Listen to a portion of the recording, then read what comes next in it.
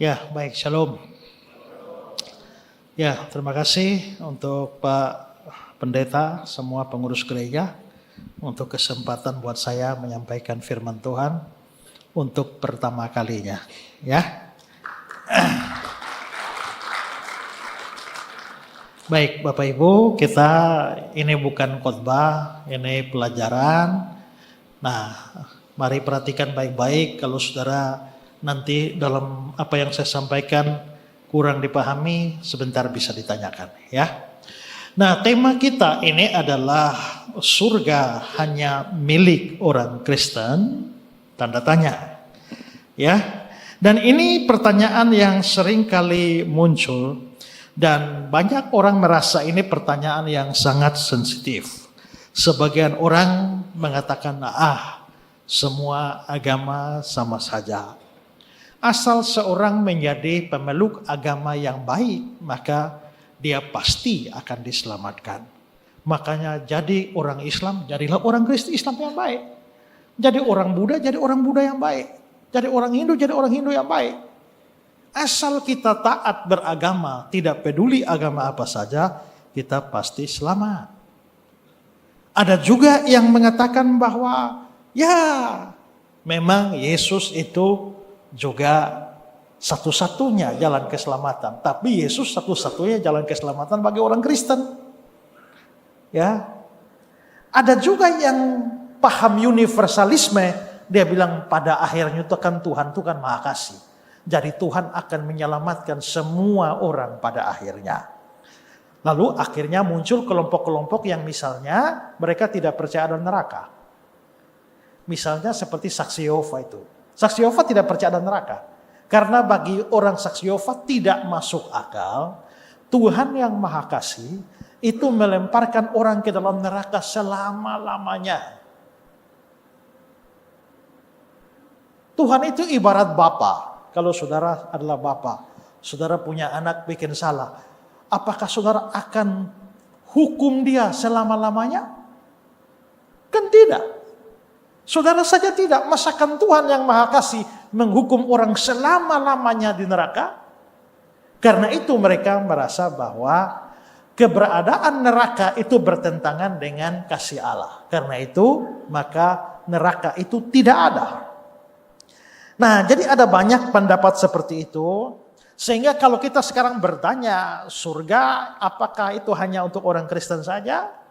Nah, saya kira pertanyaan seperti itu baru bisa kita jawab setelah kita mengerti dengan dalam beberapa persoalan penting yang akan saya bahas ini. Nanti kita akan jawab itu, pertanyaan itu di belakang. Nah, saya ingin membahas beberapa hal bagi kita, baru kita bermuara kepada pertanyaan ini pada bagian akhirnya. Ya, saya angkat beberapa hal. Pertama adalah menurut Alkitab, semua manusia adalah orang berdosa dan layak dihukum oleh Allah. Itu menurut Alkitab ya. Roma 3 ayat 23 bilang, semua orang telah berbuat dosa.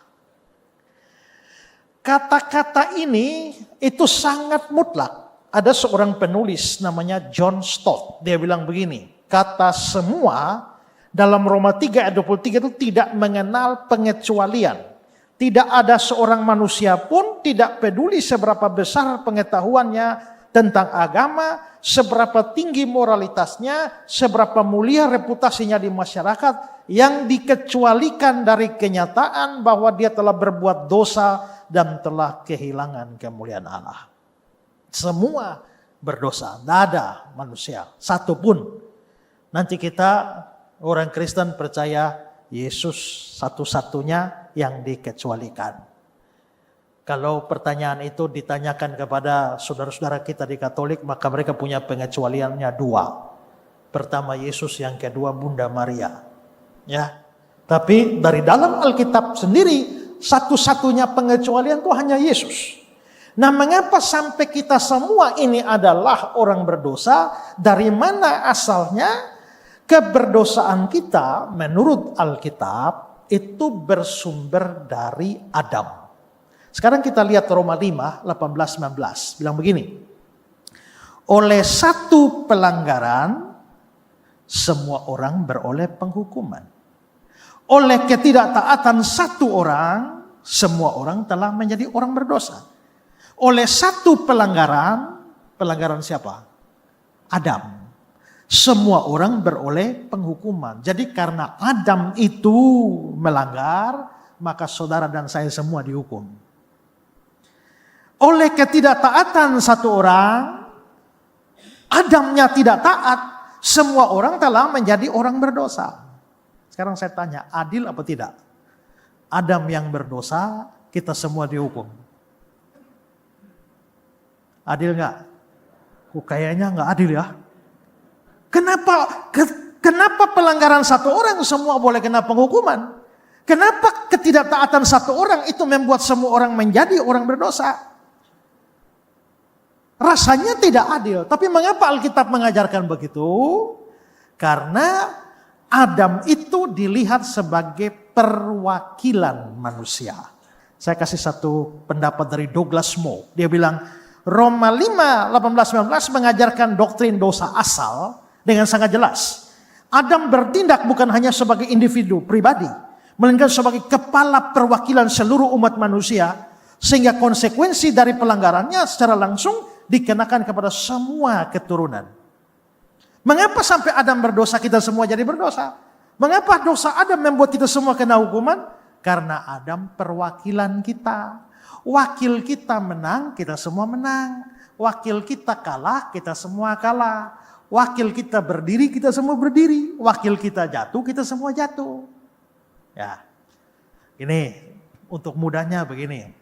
Kalau ada pertandingan sepak bola Indonesia lawan Thailand, berapa orang yang main di lapangan dari Indonesia? 11 saja kan? 11. 11 orang itu perwakilan kita seluruh Indonesia.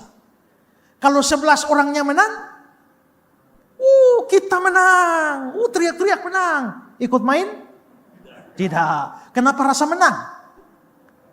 Walaupun tidak ikut main, tapi karena 11 orang itu perwakilan kita, wakil kita menang, kita anggap menang.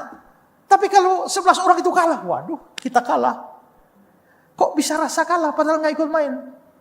Karena wakil kita, ya, wakil kita kalah, kita kalah. Nah, Adam itu wakil kita. Ternyata wakil kita tidak taat. Wakil kita dihukum, maka semua kita dihukum. Wakil kita itu berdosa, maka semuanya berdosa. Dan yang kedua, waktu Adam berdosa, Hawa berdosa, natur mereka menjadi natur berdosa. Dan karena semua kita sumbernya dari Adam dan Hawa, maka tidak mungkin muncul orang yang suci dari orang berdosa. Oke. Kalau monyet laki kawin sama monyet perempuan, anaknya, cucunya, cicitnya, cecetnya, bisakah dalam keturunan ke-17 monyet melahirkan buaya? Tidak bisa. Kalau dari atas monyet, maka semua sampai generasi ke bawah berapapun pasti monyet semua. Nah, begitu juga dari atas itu berdosa, maka semua itu turun pasti berdosa. Kecuali ada manusia lain yang datang selain dari Adam dan Hawa. Kalau memang ada. Tapi kalau kita mengakui bahwa semuanya itu memang sumbernya dari Adam dan Hawa, dan mereka berdosa paling atas, maka otomatis semua yang menjadi keturunan mereka itu berdosa. Maka yang namanya manusia itu pasti menjadi orang berdosa, termasuk manusia yang belum sempat lahir, yaitu masih janin di dalam rahim ibu. Mazmur 51 ayat 7 bilang begini, sesungguhnya dalam kesalahan aku diperanakan, dalam dosa aku dikandung ibuku. Nah, artinya anak masih di dalam rahim ibu pun sudah berdosa. Bukan sudah berbuat dosa, bukan. Karena dia belum berbuat dosa. Tapi sudah berstatus orang berdosa. Maka begitu bayi dalam rahim ibu, statusnya sudah berdosa. Walaupun perbuatannya belum. Tapi sifat dosa itu sudah ada. Maka orang bisa menjadi orang berdosa sebelum berbuat dosa. Pahamkah? Oke, gini. Macan itu binatang buas. Setuju ya? Waktu macan terkam kambing, binatang buas. Tapi waktu macan tidak terkam kambing, macan tidur, itu buas atau tidak? Waktu macan yang tidur tuh, macan itu binatang buas atau tidak? Tapi kan dia tidak terekam apa-apa, hanya tidur. Dia mau terekam atau tidak terekam, jenisnya buas.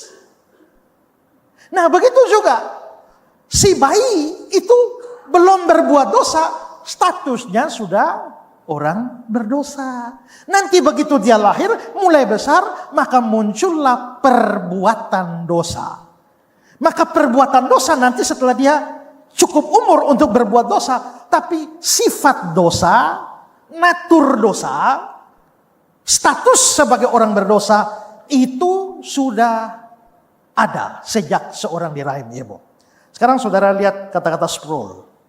Dosa pertama-tama adalah masalah natur sebelum dia menjadi masalah perbuatan. Manusia tidak menjadi orang berdosa karena dia berbuat dosa. Dia berbuat dosa karena dia adalah orang berdosa. Kerusakan total berarti bahwa setiap bagian dari keberadaan manusia, akal, kehendak, emosi, hati telah ternoda oleh dosa. Sekarang saya nanya. Pilihan satu. Saya berbuat dosa, maka saya jadi orang berdosa. Pilihan kedua, saya orang berdosa, makanya saya berbuat dosa. Yang mana? Saya ulang. Yang pertama, saya berbuat dosa, maka saya menjadi orang berdosa. Yang kedua, saya orang berdosa, makanya saya berbuat dosa. Yang mana? Ya?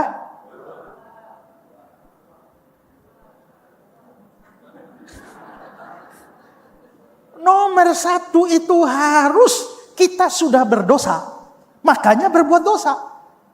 Karena waktu di rahim ibu kan belum berbuat, tapi sudah jadi orang berdosa. Nah karena kita berstatus orang berdosa yang punya sifat dosa itulah, nanti begitu lahir akhirnya kita berbuat dosa. Nah ini bedanya Kristen dengan agama lain. Kalau agama lain mengajarkan bahwa anak bayi itu lahir suci sempurna. Tapi bagi Kristen tidak. Dia lahir sudah mewarisi sifat dosa. Ada bapak yang pernah cerita dia punya anak kembar. Dalam segala hal dia bagi. Bajunya sama, beli mainannya sama, beli apapun sama, makannya sama. Dan satu ketika dia melihat bahwa yang kakaknya itu merebut mainan adiknya. Direbut, adiknya tarik. Mereka dua tarik-tarikan, tiba-tiba si kakaknya tempeleng adiknya. Lalu si bapak itu tanya, Pak, bagaimana anak saya itu bisa belajar egois kayak begitu? Masih kecil loh. Dari mana sifat egois dan jahat begitu sampai tempeleng adiknya? Nah, itu karena sifat dosanya sudah ada, lalu berbuah menjadi perbuatan dosa. Jadi sebenarnya kita sudah berstatus orang berdosa dulu, baru berbuat. Bukan berbuat, baru menjadi orang berdosa. Maka semua orang yang lahir itu sudah sebagai orang berdosa. Ya. Nah, salah satu sifat dari Tuhan Allah itu adalah adil. Keadilan Tuhan itu menuntut penghukuman bagi orang berdosa. Sekarang ini kalau ada orang misalnya bunuh orang, lalu dia nggak dihukum-hukum oleh hakim, kita pasti akan menuntut di mana keadilan. Berarti menurut kita keadilan itu harus menjatuhkan hukuman kepada yang bersalah. Nah, apalagi Tuhan yang maha adil. Sekarang saudara lihat Nahum 1 ayat 3. Tuhan itu panjang sabar dan besar kuasa, Tetapi dia tidak sekali-kali membebaskan dari hukuman orang yang bersalah. Tuhan tidak mungkin kasih bebas orang bersalah. Yang bersalah harus dihukum. Ya. Ayub 10:18. Kalau aku berbuat dosa, maka engkau akan mengawasi aku. Dan engkau tidak akan membebaskan aku daripada kesalahanku. Karena Tuhan adil, pasti harus menghukum. Tuhan tidak bisa tidak menghukum orang berdosa. Kalau sampai ada orang berdosa tidak dihukum, Tuhannya tidak adil. Dan karena itu Tuhan tak bisa kompromi dengan dosa.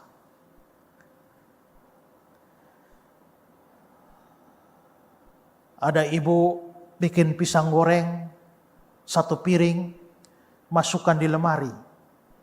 Beberapa jam kemudian si ibu lihat pisang gorengnya kurang 2. Dia lihat di CCTV, anaknya yang ambil. Lalu dia panggil anaknya, mau kasih pelajaran. Lalu dia, nak, adik, apakah adik percaya Tuhan Allah ada? Percaya mama. Apakah adik percaya Tuhan Allah ada di mana-mana? Percaya mama.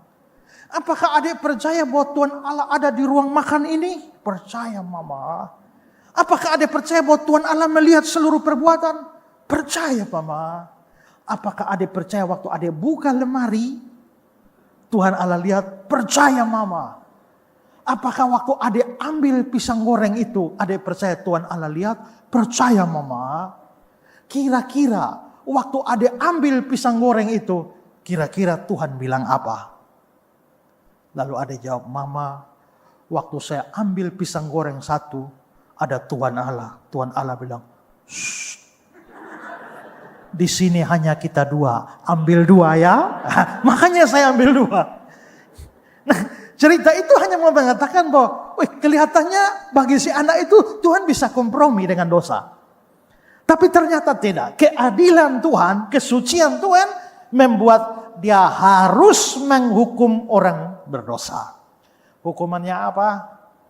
Nah, waktu di Taman Eden Tuhan sudah kasih tahu ya. Kejadian 2 ayat 17. Pohon pengetahuan yang baik yang jahat jangan kau makan. Sebab pada hari kamu memakannya, pastilah kamu mati. Pada hari kamu memakan, kamu mati. Jadi kalau makannya hari Rabu, matinya hari Rabu. Makannya hari Jumat, matinya hari Jumat. Waktu Adam makan buah itu, langsung mati. Ternyata tidak ya. Ternyata Adam masih umur panjang sampai 930 tahun. Kalau begitu ayatnya ini keliru ya. Tidak. Nanti saya jelaskan. Tapi Roma 6 ayat 23 bilang upah dosa ialah maut, mati. Maka kematian itu sebagai akibat dosa. Seandainya Adam dan Hawa tidak berbuat dosa, kematian gak ada. Kematian itu akibat dosa. Tapi kematian itu ada 3 macam. Kematian pertama itu kematian rohani. Nah, itulah yang terjadi pada Adam. Begitu dia berbuat dosa, dia langsung mengalami kematian rohani.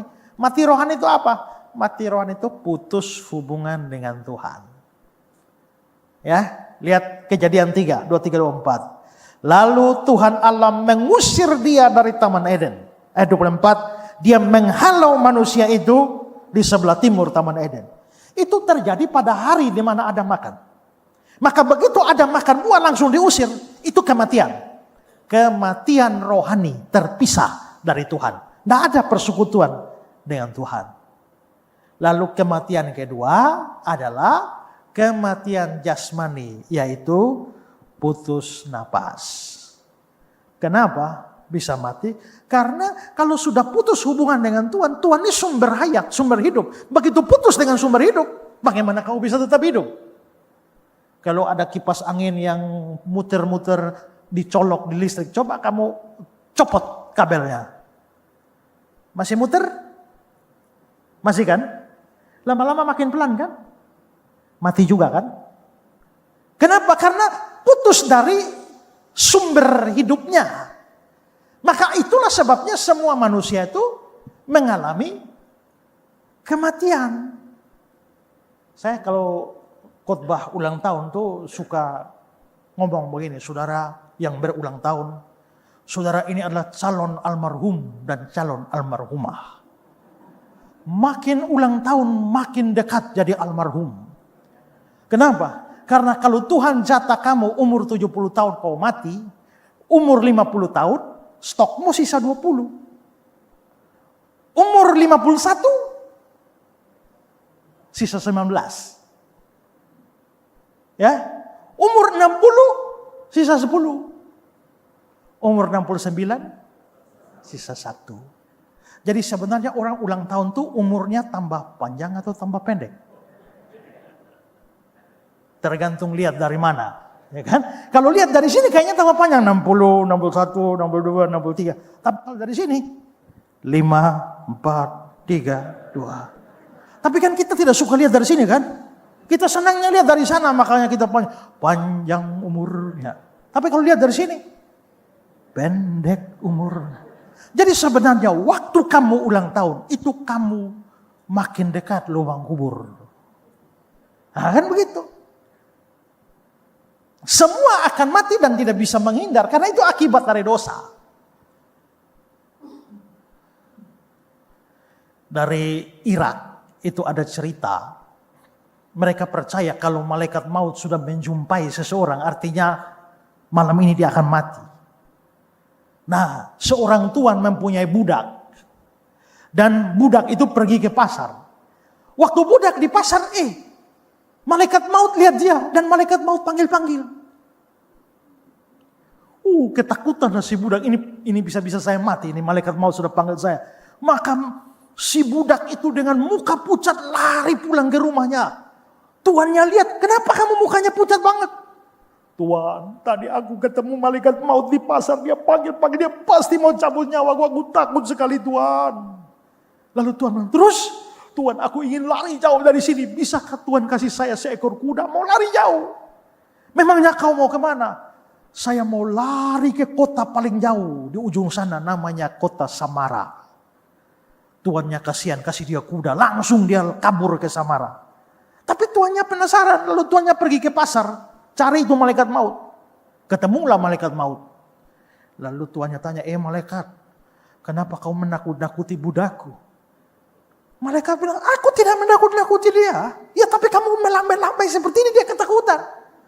Malaikat bilang, aku melambai-lambai itu karena aku heran dan ingin tanya.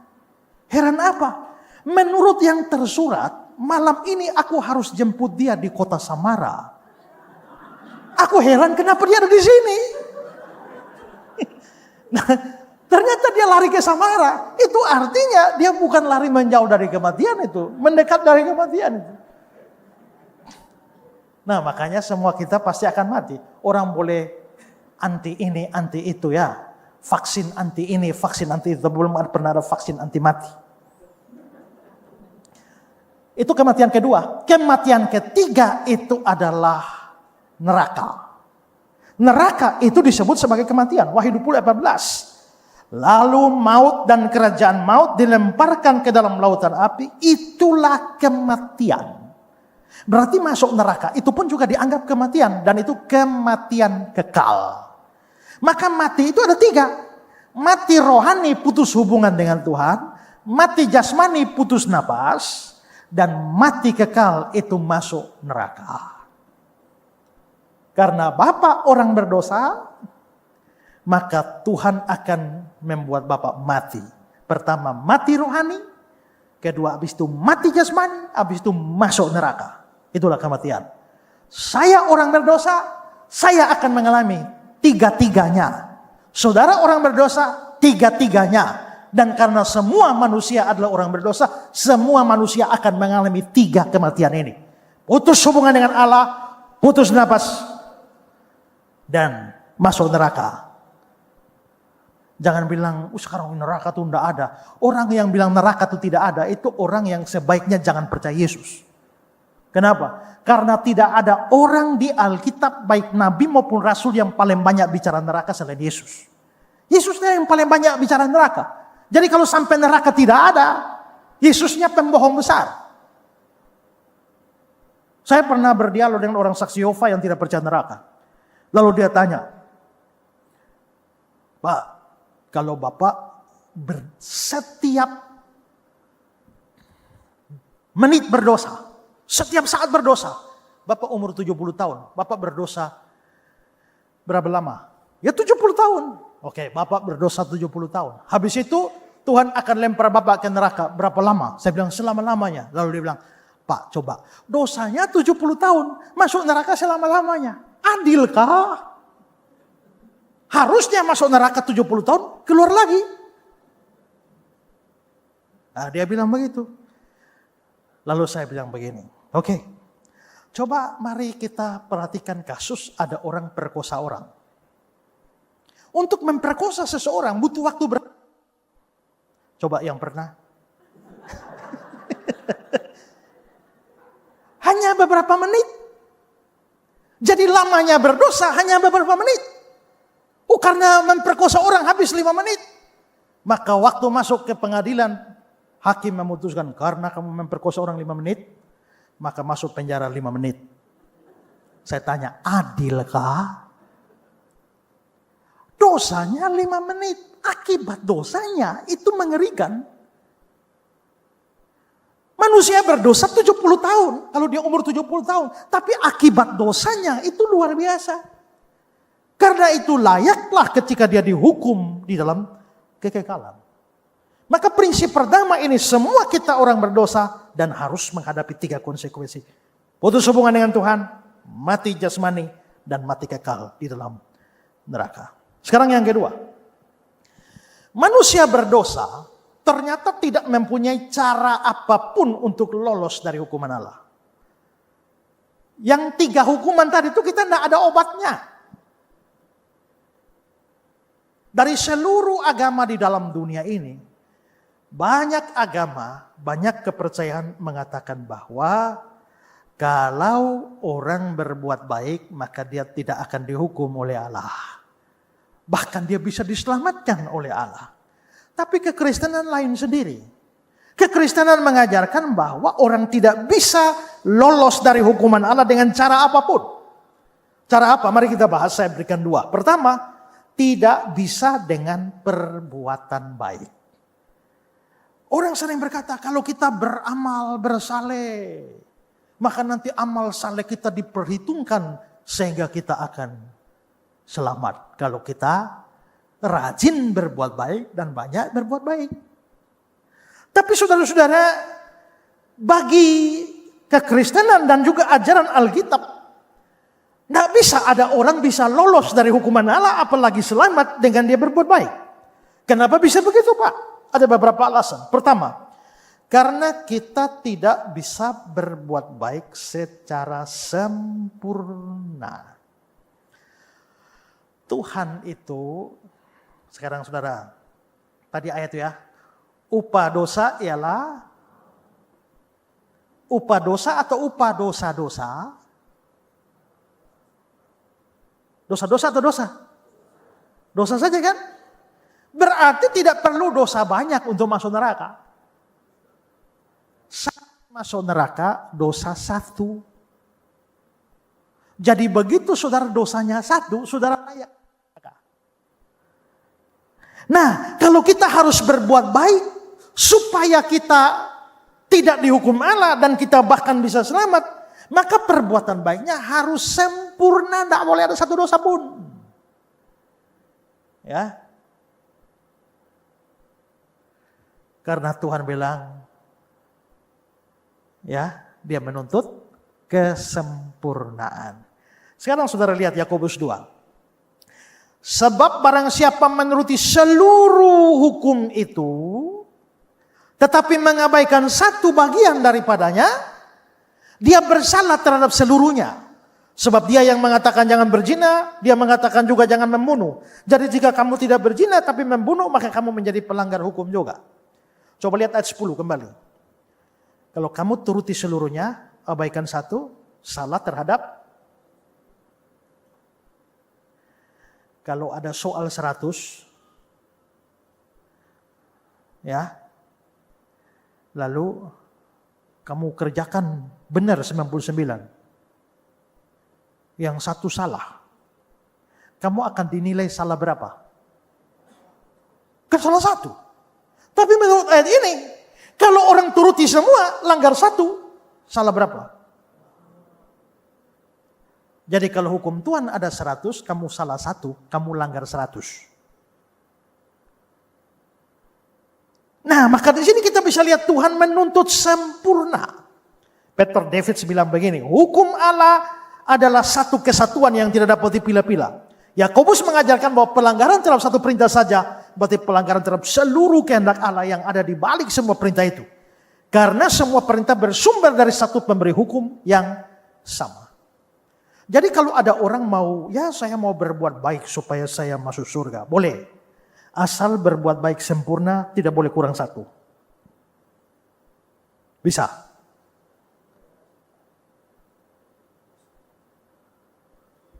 Ya. Yang kedua, karena menurut Alkitab sebenarnya tidak ada manusia berbuat baik. Roma 3, 10, 12. Tidak ada yang benar, seorang pun tidak. Semua orang telah menyeleweng, mereka tidak berguna. Tidak ada yang berbuat baik, satu orang pun tidak. Itu eksplisit.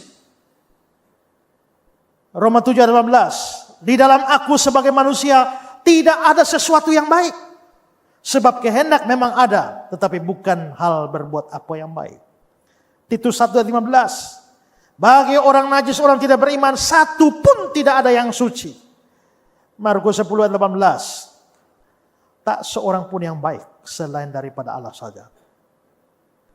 Wah, saya masih bisa kasih daftar ayat yang panjang sekali. Dan ayat-ayat itu eksplisit mengatakan bahwa tidak ada orang berbuat baik. Dan menurut kata-kata Yesus, memang tidak ada orang berbuat baik selain Allah saja. Dan bahkan ada ayat-ayat yang tidak eksplisit tapi mengatakan demikian kesimpulannya. Misalnya Kejadian 6. Ketika dilihat Tuhan Allah kejahatan manusia besar di bumi dan segala kecenderungan hatinya selalu membuahkan kejahatan semata-mata. 3 kata penting, segala, selalu, semata-mata, cenderung pada kejahatan. Kalau saya berdiri begini ini namanya netral. Kalau begini ini namanya cenderung ke kiri. Ya ini cenderung ke kanan. Nah ini kita ini sudah cenderung ke kejahatan. 3 kata. Segala. Apa yang kita buat condongnya kepada kejahatan. Selalu, bukan kadang-kadang. Semata-mata artinya tidak ada kecondong yang bukan condong pada kejahatan. Semua pada kejahatan. Matius 7. Dari buahlah kamu kenal mereka. Pohon yang baik pasti menghasilkan buah yang baik. Pohon tidak baik tidak mungkin menghasilkan buah yang baik. Sekarang pohon kita itu sudah nggak baik. Pohon kita siapa? Adam. Sudah nggak baik. Bagaimana dari pohon yang tidak baik bisa menghasilkan buah yang baik? Itu mustahil. Maka kalau pohon kita itu berdosa, tidak mungkin kita tidak berdosa. Dan tidak mungkin kita menghasilkan yang baik. Yohanes 8, kamu adalah hamba dosa. Waktu kamu hamba dosa, kamu bebas dari kebenaran. Absen dari kebenaran. Berarti, saudara, di sini kita bisa melihat bahwa menurut Alkitab tidak ada orang yang berbuat baik. Tapi Pak, kita lihat orang yang non-Kristen sana, baik loh Pak. Dia nggak masuk gereja tapi hidupnya baik. Ketimbang orang yang rajin gereja, hidupnya buruk. Orang agama lain juga hidupnya baik-baik. Yes, itu dari kacamata manusia. Kita bukan menilai dari kacamata manusia. Kalau dari kacamata manusia kita tahu juga ada orang-orang baik. Kebaikan relatif.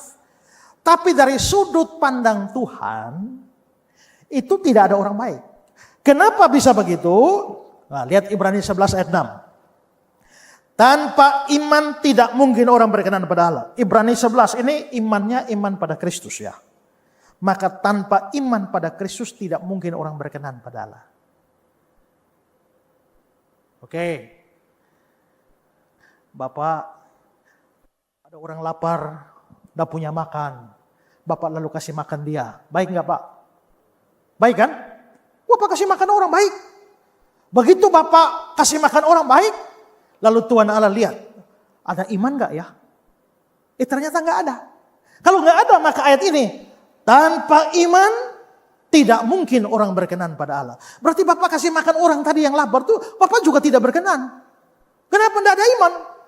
Karena tanpa iman, tidak mungkin berkenan. Kamu lihat ada orang kecelakaan, tolong dia bawa ke rumah sakit. Baik, mestinya baik. Tapi begitu lihat di dalam hatinya, ada iman? Ternyata tidak ada. Maka waktu kamu tolong orang bawa ke rumah sakit pun, Tuhan tidak berkenan. Nah kalau begitu bayangkan ada orang tidak beriman tapi dia buat baiknya banyak. Berkenan gak? Nah berkenan. Makanya orang itu mau baik macam apapun. Dalam bahasanya Pak Rafli super baik sekalipun. Tapi kalau Tuhan lihat di dalam hatinya tidak ada iman. Semua perbuatan baiknya tidak pernah bisa bikin Tuhan berkenan. Makanya mau semoga amal salehnya diterima di sisi Tuhan. Masalahnya beriman gak? Gak. Tuhan tak mungkin terima. Karena dia tidak berkenan. Bukan hanya tidak berkenan. Roma 14 ayat 23. Segala sesuatu yang tidak berdasarkan iman adalah, saya ulang. Segala sesuatu yang tidak berdasarkan iman adalah. Nah, sekarang kembali ke Bapak tadi ya. Kalau ada orang lapar, Bapak kasih makan. Baik ya. Tapi ternyata Tuhan lihat gak ada iman. Maka mari, ayat itu. Dan kasih makan orang lapar tidak berdasarkan iman adalah. Jadi waktu Bapak kasih makan orang lapar, Bapak berdosa. Oh ini ayat loh ya.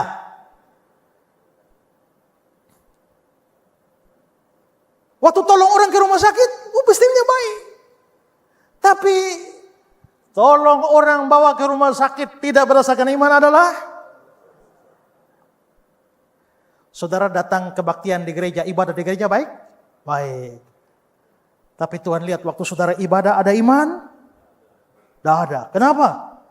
Tapi kok datang gereja kok tidak iman? Tidak, dia hanya temani pacar saja. Ada orang rajin kebaktian belum tentu beriman. Saya pernah pelayanan di Kediri, ibadah jam 7 pagi, setengah 6 sudah ada Bapak duduk. Tiap minggu, setengah 6 sudah di situ. Saya rajin banget ya.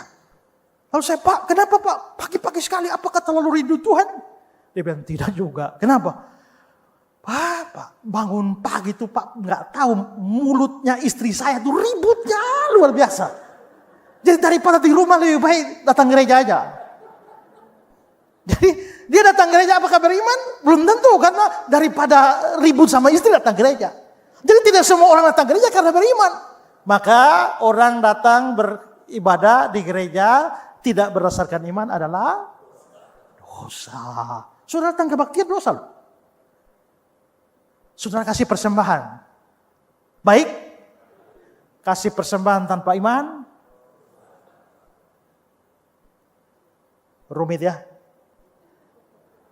Ya.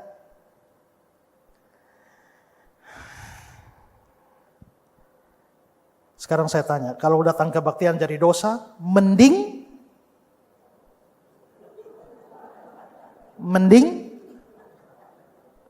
gak usah datang aja kan?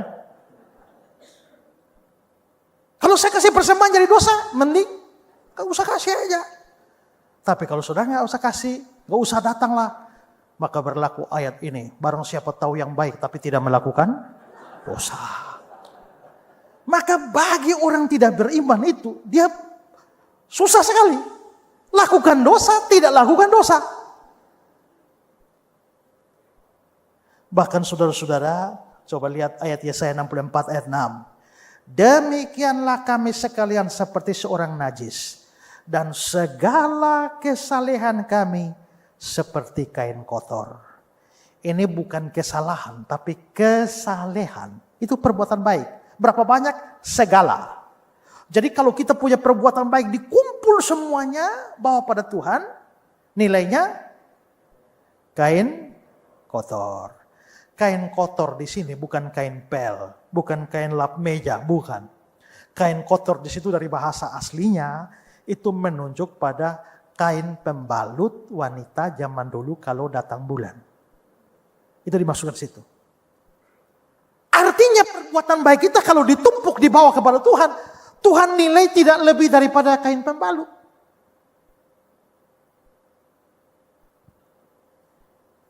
Nah, sekarang saudara, kalau perbuatan baiknya di mata Tuhan tidak ada, bahkan nilainya seperti kain pembalut, bisakah orang berbuat baik lalu harap-harap semoga tidak dihukum Allah dan semoga masuk surga? Bisa? Tidak bisa. Makanya Paulus bilang dalam Galatia 2:16, tidak seorang pun dibenarkan oleh karena melakukan hukum Taurat.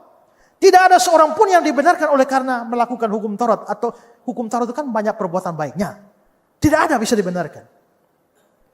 Makanya seorang yang namanya Sinlin Jones, dia bilang begini, kamu bisa mencoba menyeberang lautan Atlantik dalam sebuah perahu kertas. Sama seperti kamu mau ke surga dengan perbuatan baikmu sendiri. Kalau saudara-saudara yang hidup angkatan-angkatan 70-an, 60-an, saudara ingat permainan kita bikin perahu kertas dulu. Kita kasih jalan di drum tuh ya. Nah coba bikin perahu kertas itu suruh menyeberang lautan Atlantik. Bisa? Mustahil. Nah itu sama mustahilnya dengan orang mau berbuat baik supaya pergi ke surga. Dan lagi pula tidak ada perbuatan baik itu. Kita kan semua berdosa tadi. Tidak ada perbuatan baik bisa tutup dosa. Habis ibu naik motor tidak pakai helm. Ditangkap polisi, lalu kasih surat tilang, hari Senin sidang. Oh ini mumpung masih hari Rabu nih. Hari Senin masih ada berapa hari ini. Ibu tahu ibu akan disidang hari Senin. Oh masih Rabu. Besok hari Kamis langsung bawa bantuan ke panti asuhan. Hari Kamis bawa sumbang untuk pembangunan gereja. Hari Jumat kasih panti jompo. Hari Sabtu kasih ke korban bencana. Hari Minggu sumbang ke gereja. Sampai hari Senin hakim sidang. Saudara, ibu benarkah hari Rabu lalu ibu melakukan pelanggaran lalu lintas tidak pakai helm? Lalu ibu bilang, benar Pak Hakim. Tapi Pak Hakim harus tahu hari Kamis saya sudah bawa bantuan ke panti asuhan. Ini buktinya, fotonya. Sudah bawa bantuan ke panti jompo, ini fotonya, ini bukti transfernya. Kira-kira hakim itu akan bebaskan ibu apa tidak? Mikir dulu dong, baru jawab. Hakim itu pasti membebaskan. Kalau dia gila. Itu kan.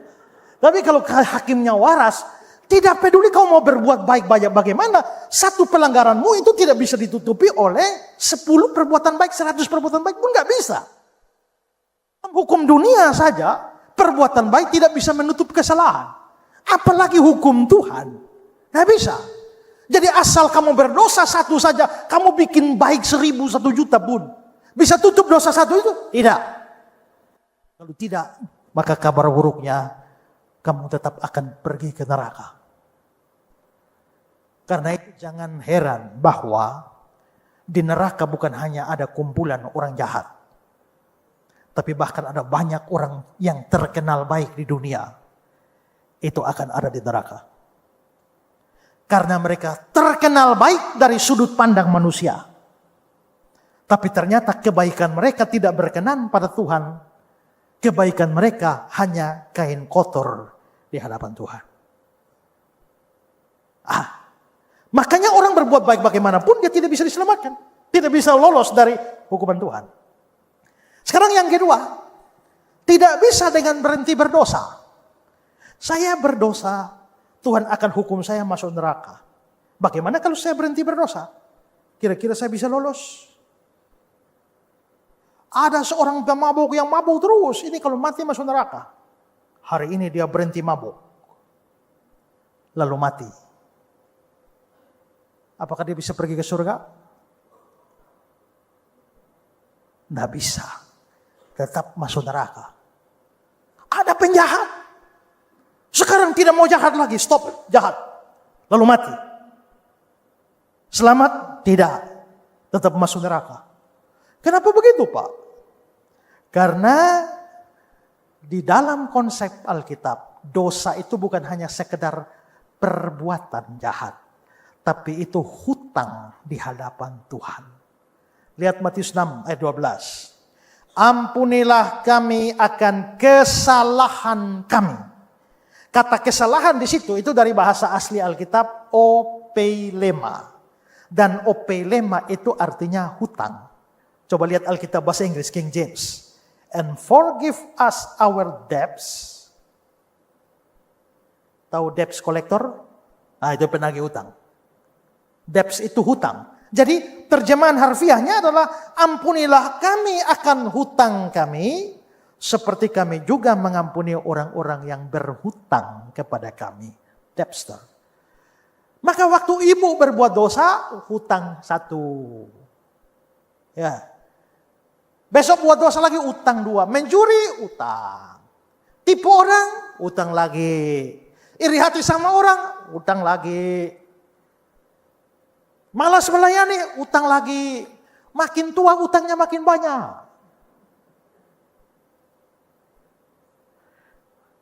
Berarti kita orang berdosa, kita berhutang di hadapan Tuhan. Saya nggak tahu utang saya sudah berapa banyak ya. Saudara juga sudah berapa banyak. Nah sekarang pikirkan, kalau dosa itu utang, bisakah hutang diselesaikan dengan berhenti hutang?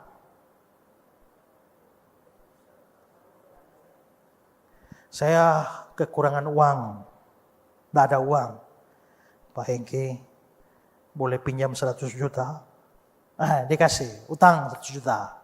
Minggu depan lagi Pak, bisa tambah 100 juta lagi. Oh dikasih Pak Hengki lagi, ya 200 juta. Minggu berikut lagi utang lagi, terus sampai 10 miliar. Saya datang Pak, bisa utang lagi. Marahlah Pak Hengki. Hutang terus. Sudah 10 miliar. Karena Pak Hengki marah-marah, kayaknya saya bilang, sudah Pak, tidak usah marah-marah. Saya janji mulai sekarang saya tidak akan utang lagi. Makasih ya Pak, selesai perkara. Selesai? Kan saya utang, tapi sekarang sudah tidak utang lagi. Masalahnya di mana? Kamu berhenti utang itu urusan nomor 2. Urusan nomor 1, bayar. Karena hutang tidak bisa selesai dengan berhenti utang. Hutang perlu pembayaran. Habis bayar baru jangan berutang lagi. Nah kan gitu kan? Kalau begitu dosa tidak bisa diselesaikan dengan berhenti berdosa. Makanya orang berdosa akan binasa. Dia berhenti berdosa, lolos. Tidak, tetap binasa. Makanya kalau saudara pernah dan berdosa tertentu, saudara pikir sekarang saya sudah tidak lagi berdosa. Saya pasti masuk surga. No. Akan tetap binasa. Maka dosa itu harus dibayar. Ya. Bayar pakai apa? Bukan pakai uang. Upah dosa ialah maut. Maka bayar pakai nyawa. Nah kalau bayar pakai nyawa ya selesailah sudah. Ya selesai sudah. Kalau kau bayar pakai nyawamu sendiri. Kecuali ada nyawa yang lain. Ya. Dan kita tidak bisa bayar. Mazmur 65 ayat 4 bilang, pelanggaran-pelanggaran kami melebihi kekuatan kami. Dalam terjemahan Indonesia sehari-hari dia bilang, dosa-dosaku terlalu berat bagiku. Gak bisa. Jadi berbuat baik ternyata tidak meloloskan kita. Berhenti berdosa juga tidak meloloskan kita. Berbuat baik macam apapun tidak berkenan pada Tuhan. Berbuat baik malah jadi dosa. Nggak berbuat baik juga dosa. Jadi kapan tidak dosanya? Daripada saya keluar rumah, ketemu orang menjengkelkan, marah, saya maki orang, jadi berdosa. Saya nggak mau berdosa lah. Hari ini tidur saja di rumah. Maka saudara tidur di rumah saja. Tapi karena ayat itu bilang bahwa kamu tahu apa yang baik kamu tidak lakukan, kamu dosa. Bayangkan kamu tidur itu berapa banyak tidak kamu lakukan. Dosa itu. Maka waktu kamu bangun tidur berapa banyak dosa sudah terjadi. Jadi bayangkan bahwa kita orang berdosa itu memang seluruh hidup kita itu dosa. Dan tidak ada perbuatan baik satu pun bisa meloloskan kita. Bahkan termasuk berhenti berdosa. Tidak menolong kita. Nah terus bagaimana ini sekarang ini? Nah, sekarang yang ketiga, ada solusi dari Allah. Dan solusi dari Allah itu adalah penyediaan juru selamat. Ya, ini saudara harus paham, karena tidak ada agama di dunia yang punya konsep juru selamat. Di dalam agama Yahudi ada, tapi hanya bayangan-bayangan saja. Tapi agama apapun tidak ada konsep juru selamat. Kristen satu-satunya agama yang punya konsep juru selamat. Makanya dengar baik-baik supaya kita paham. Ya. Nah, sekarang saudara, tadi saya bilang Allah itu adil. Kalau Allah adil, dia harus menghukum. Kalau dia tidak menghukum, dia jadi tidak adil. Masalahnya Allah juga kasih. Dan karena Allah itu kasih, dia nggak mau membinasakan orang berdosa. Dia mau orang berdosa itu lolos. Mazmur 103. 8 dan 9. Tuhan adalah penyayang dan pengasih, panjang sabar dan berlimpah kasih setia. Tidak selalu dia menuntut, tidak untuk selama-lamanya dia menendam. Tidak dilakukannya setimpal dengan dosa kita, tidak dibalasnya kepada kita setimpal dengan kesalahan kita. Nah, berarti Tuhan tidak mau orang berdosa itu binasa. Itu kasih. Tapi karena dia adil, dia tetap harus menghukum dan membinasakan orang berdosa. Jadi kalau ada manusia berdosa, kasih Allah menuntut hukuman, kasih Allah menuntut pengampunan, tapi keadilan Allah menuntut penghukuman. Saudara lihat bilangan 14. Tuhan itu berpanjangan sabar dan kasih setianya berlimpah-limpah. Kasih kan? Dia mengampuni kesalahan dan pelanggaran. Kasih kan? Tapi tidak sekali-kali membebaskan yang bersalah dari hukuman. Adil kan? Nah, saudara lihat agak aneh tidak ya? Tuhan sudah panjang sabar. Dia mau mengampuni. Tapi dia tidak membebaskan orang bersalah dari hukuman. Bagaimana dia sudah mengampuni. Tapi orang bersalahnya tidak bebas dari hukuman. Kalau orang bersalahnya tidak bebas dari hukuman, bagaimana dikatakan dia mengampuni? Maka di sini nampak semacam ada ketegangan di antara dua sifat Allah. Sifat keadilan dan sifat kasih. Allah demi kasihnya harus mengampuni kita. Tapi demi keadilannya harus menghukum kita. Karena keadilan Allah, maka Allah mau menghukum Pak Rafli yang berdosa ini. Harus dihukum.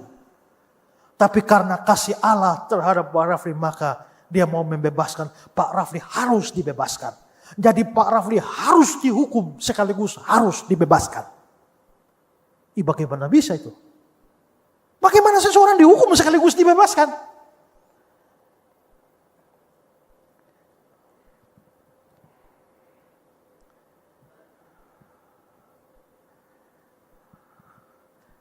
Ada pemuda di sini?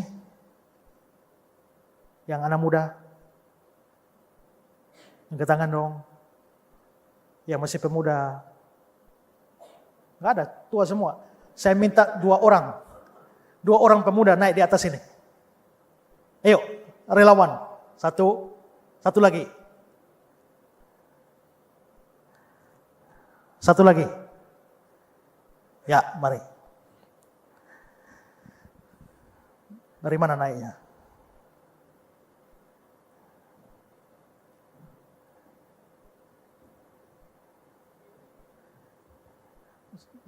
Ini, kamu di sini. Ya. Contoh saya adalah Tuhan.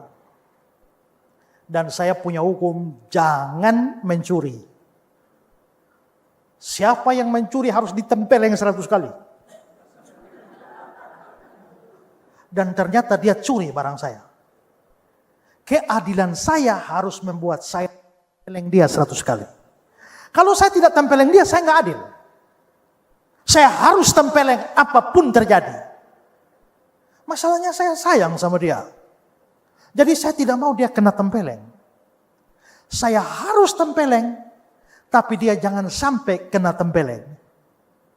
Bagaimana caranya? Caranya begini, saya harus tetap tempeleng, tapi karena saya mau kamu tidak kena tempeleng, maka saya harus menyediakan pengganti buat kamu. Kamu geser sana. Nah, yang ini mencuri? Tidak. Dia orang baik, tidak mencuri. Nah, maka dia tidak layak kena tempeleng, tapi dia harus menjadi pengganti si pencuri tadi. Maka sekarang saya mau menyatakan keadilan saya dengan 100 kali tempeleng. Maka saya bolak-balik tempeleng dia 100 kali, padahal dia nggak bersalah. Sehingga yang bersalahnya bebas. Maka itulah orang berdosa yang harus kena tempeleng. Dan inilah juru selamat yang mestinya tidak kena tempeleng, tapi menanggung tempeleng demi pendosa itu. Sekarang, saya sudah tempeleng dia 100 kali. Adil? Keadilan saya sudah tersalurkan? Sudah. Tapi dia sudah bebas. Kasih sudah? Sudah. Maka keadilan berjalan melalui 100 kali tempeleng yang sudah dilakukan. Tapi kasih berjalan melalui pembebasan dari si pencuri ini. Disinilah keadilan dan kasih Allah bertemu pada satu titik. Dan itulah konsep tentang juru selamat. Kamu orang berdosa sekarang bebas. Pergilah dan jangan berdosa lagi. Ya. Dan ini orang tidak bersalah, tapi dia menjadi korban yang menanggung hukuman orang yang bersalah. Terima kasih juru selamat. Tapi untuk jadi juru selamat gak bisa sembarang. Siapa yang layak jadi juru selamat? Untuk jadi juru selamat harus ada 2 syarat. Syarat pertama harus manusia. Karena yang buat dosa itu manusia. Bukan malaikat. Syarat kedua harus tidak berdosa sama sekali. Karena kalau juru selamatnya berdosa, juru selamatnya juga nggak selamat. Ya kan?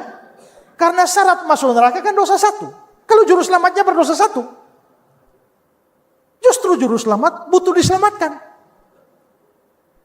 Maka kita membutuhkan 1 orang manusia yang tidak berdosa sama sekali. Yuk, nyari. Dari Sabang sampai Merauke. Dapat. Dari kutub utara sampai kutub selatan. Dapat manusia? Dapat. Dapat yang tidak berdosa? Enggak dapat itu. Di sini ada manusia hanya berdosa semua. Terus dari mana bisa dapatkan yang tak berdosa? Berarti carinya juru selamat berarti tidak boleh di bawah kolong langit ini. Karena di bawah kolong langit ini semua manusia berdosa. Maka kita harus cari dari atas langit sana. Adakah di atas sana yang tidak berdosa? Ada. Siapa? Tuhan. Tuhan Allah. Masalahnya Tuhan Allah itu bukan manusia. Di sini ada manusia hanya berdosa. Di sana ada yang tidak berdosa, hanya bukan manusia. Jadi bagaimana dong dapat manusia yang tidak berdosa? Bagaimana kalau yang tidak berdosa itu jadi manusia?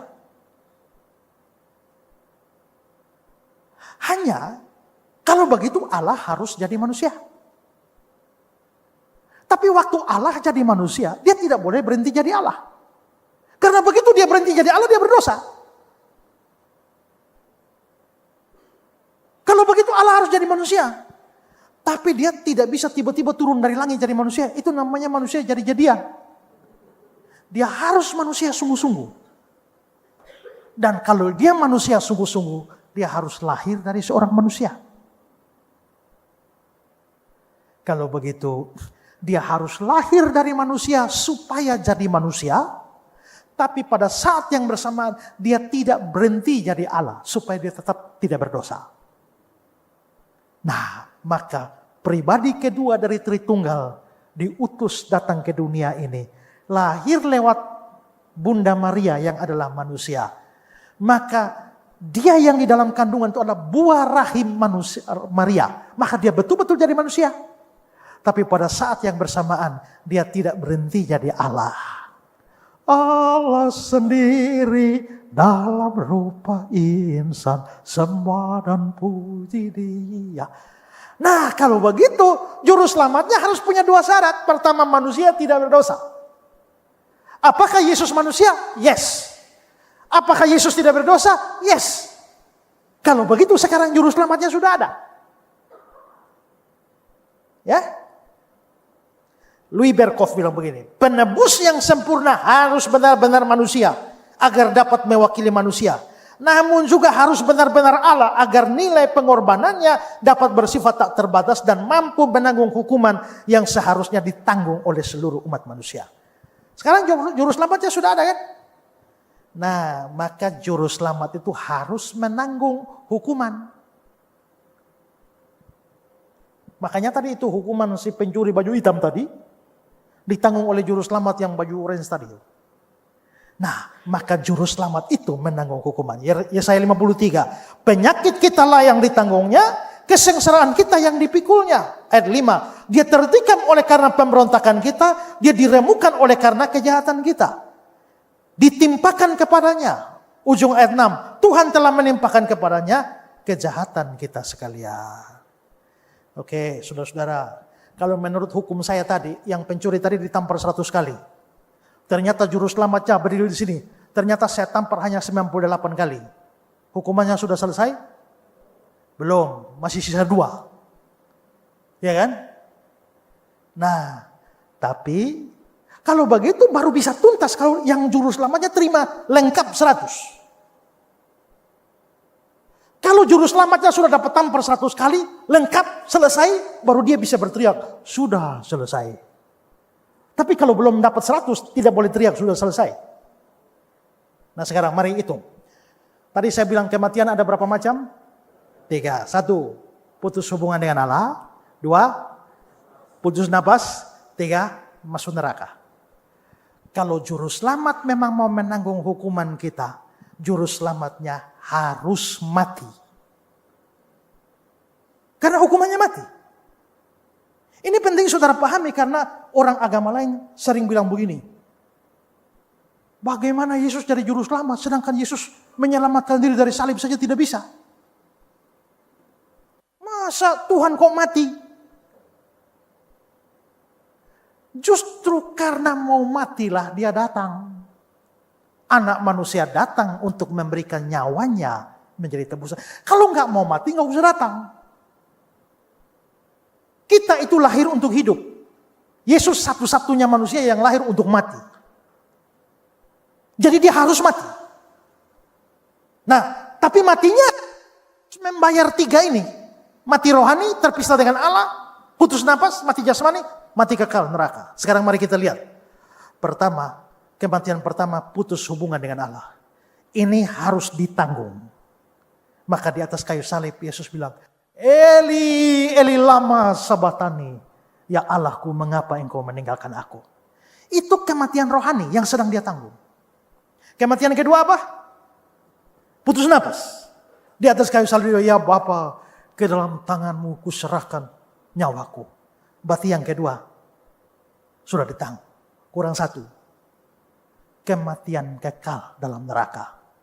Kapan dia tanggung? Kapan Yesus masuk neraka? Dia menanggung hukuman neraka bukan dengan pergi ke neraka, tapi menanggungnya di atas kayu salib. Itu yang muncul dalam pengakuan iman rasuli, turun ke dalam kerajaan maut. Sekarang saya kasih contoh. Saudara ingat cerita orang kaya dan Lazarus? Orang kaya itu mati dan sementara dia menderita sengsara di alam maut, Hades, neraka, hell dalam King James, Lazarus ada di pangkuan Abraham. Nah sementara orang kaya itu menanggung hukuman, dia bilang kepada Bapak Abraham, suruhlah Lazarus bawa air. Kenapa? Aku sementara menderita kehausan. Haus. Berarti haus itu adalah salah satu ciri hukuman di neraka. Dan di atas kayu salib Yesus bilang, aku haus. Kalau begitu saudara, hukuman mati rohani sudah dia tanggung. Mati jasmani sudah. Mati kekal sudah. Beres semua? Selesai semua? Utang semua sudah dibayar? Kalau begitu, di atas kayu salib. Yohanes 19 ayat 30. Sesudah Yesus minum anggur asam, berkatalah dia, sudah selesai. Sudah lunas. Sudah beres. Saya tuh selalu bilang, saya ini kalau setiap kali baca ayat itu tuh saya terlalu bersyukur pada Tuhan. Kenapa? Karena kalau Yesus di atas kayu salib dia berteriak, hampir selesai. Sebagian besar sudah selesai. Kalau sebagian besar sudah selesai, saya harus tanggung sebagian kecilnya. Syarat masuk neraka itu satu. Sebagian kecilnya dosa saya berapa banyak? Maka saya pasti tetap tidak bisa selamat. Ingat tadi saya bilang dosa itu utang ya. Sekarang saudara lihat Kolose 2, 13-14. Dia mengampuni segala pelanggaran kita dengan menghapuskan surat hutang. Di mana? Dengan memakukannya di atas kayu salib. Maka di atas kayu saliblah pembayaran hutang dosa itu lunas. Ya. Kalau tadi saya utang 10 miliar di Pak Hengki, saya nggak bisa bayar. Datanglah Pak Rafli jadi juru selamat. Pak, saya sudah bayar 9 miliar. Masih sisa 1 miliar. Kira-kira saya sudah berani ketemu Pak Hengki? Belum, karena belum selesai. Tapi kalau sudah lunas, maka sekarang saya mempunyai keberanian untuk menghadap tahta Pak Hengki. Begitu kan? Kalau Kristus belum selesai, kita tidak akan berani menghadap Allah. Tapi karena dia sudah selesai, maka sekarang kita beroleh keberanian berdiri di hadapan tahta Allah. Amin. Sekarang terakhir, kalau begitu syarat keselamatan itu apa? Ya, pertama, jangan atau bukan dengan perbuatan baik. Tapi itu anugerah semata-mata. Roma 3, 27-28. Apa dasarnya itu bermegah? Tidak ada. Berdasarkan apa? Berdasarkan perbuatan? Tidak. Melainkan berdasarkan iman. Karena kami yakin manusia dibenarkan karena iman. Bukan karena melakukan hukum Taurat. Efesus 2. Sebab karena kasih karunia kamu diselamatkan oleh iman. Galatia 2 ayat 16. Hanya oleh iman di dalam Kristus Yesus. Maka untuk keselamatan jangan pakai perbuatan. Pakai iman. Kalau begitu apakah orang Kristen berbuat baik? Harus berbuat baik? Harus. Tapi bukan untuk selamat. Perbuatan baiknya bukan di depan. Perbuatan baiknya di belakang. Saudara lihat Efesus 2 ayat 8-10 tadi ya. Saudara lihat Efesus 2 untuk ya di ayat 8-9 kan kita diselamatkan karena kasih karunia. Baru oleh iman. Ayat 9 begitu. Baru ayat 10 untuk melakukan pekerjaan baik. Berarti habis diselamatkan dulu baru berbuat baik. Oke, langsung lewat beberapa slide, langsung ke gambar saya. Saudara lihat gambar ini.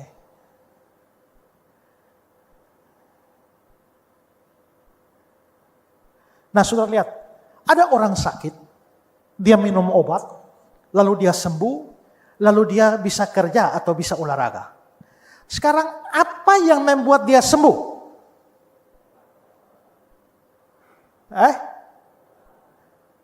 Olahraga atau minum obat? Yang bikin dia sembuh bukan olahraga. Yang bikin dia sembuh adalah minum obat. Kalau begitu, obat adalah obat itu penyebab kesembuhan. Olahraga itu adalah bukti kesembuhan. Nah, kalau itu ke hal rohani, kita lihat orang berdosa, beriman, selamat, lalu taat berbuat baik.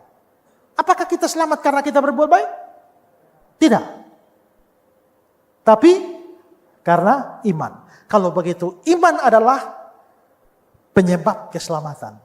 Tapi buat baik adalah bukti keselamatan. Kalau begitu, jangan buat baik untuk selamat. Nanti kalau saudara tidak selamat. beriman saja untuk selamat. Tapi setelah beriman, saudara harus buktikan iman itu dengan berbuat baik. Itu yang Yakobus bilang, kalau kamu mengaku beriman tapi hidupmu buruk terus, iman tanpa perbuatan adalah mati. Maka saya tutup dengan kata-kata Martin Luther. Iman dan perbuatan harus dibedakan dengan tajam, tapi tidak boleh dipisahkan. Iman membenarkan kita di hadapan Allah tanpa perbuatan. Namun iman sejati tidak pernah sendirian. Dia selalu disertai dengan buah perbuatan baik. Perbuatan tidak menambah apapun pada keselamatan kita. Tapi mereka membuktikan bahwa keselamatan itu nyata. Kalau begitu orang beriman, maka dia akan diselamatkan. Kalau dia benar-benar beriman, maka dia pasti berbuat baik. Nah, kembali ke pertanyaan kita. Apakah keselamatan hanya milik orang Kristen?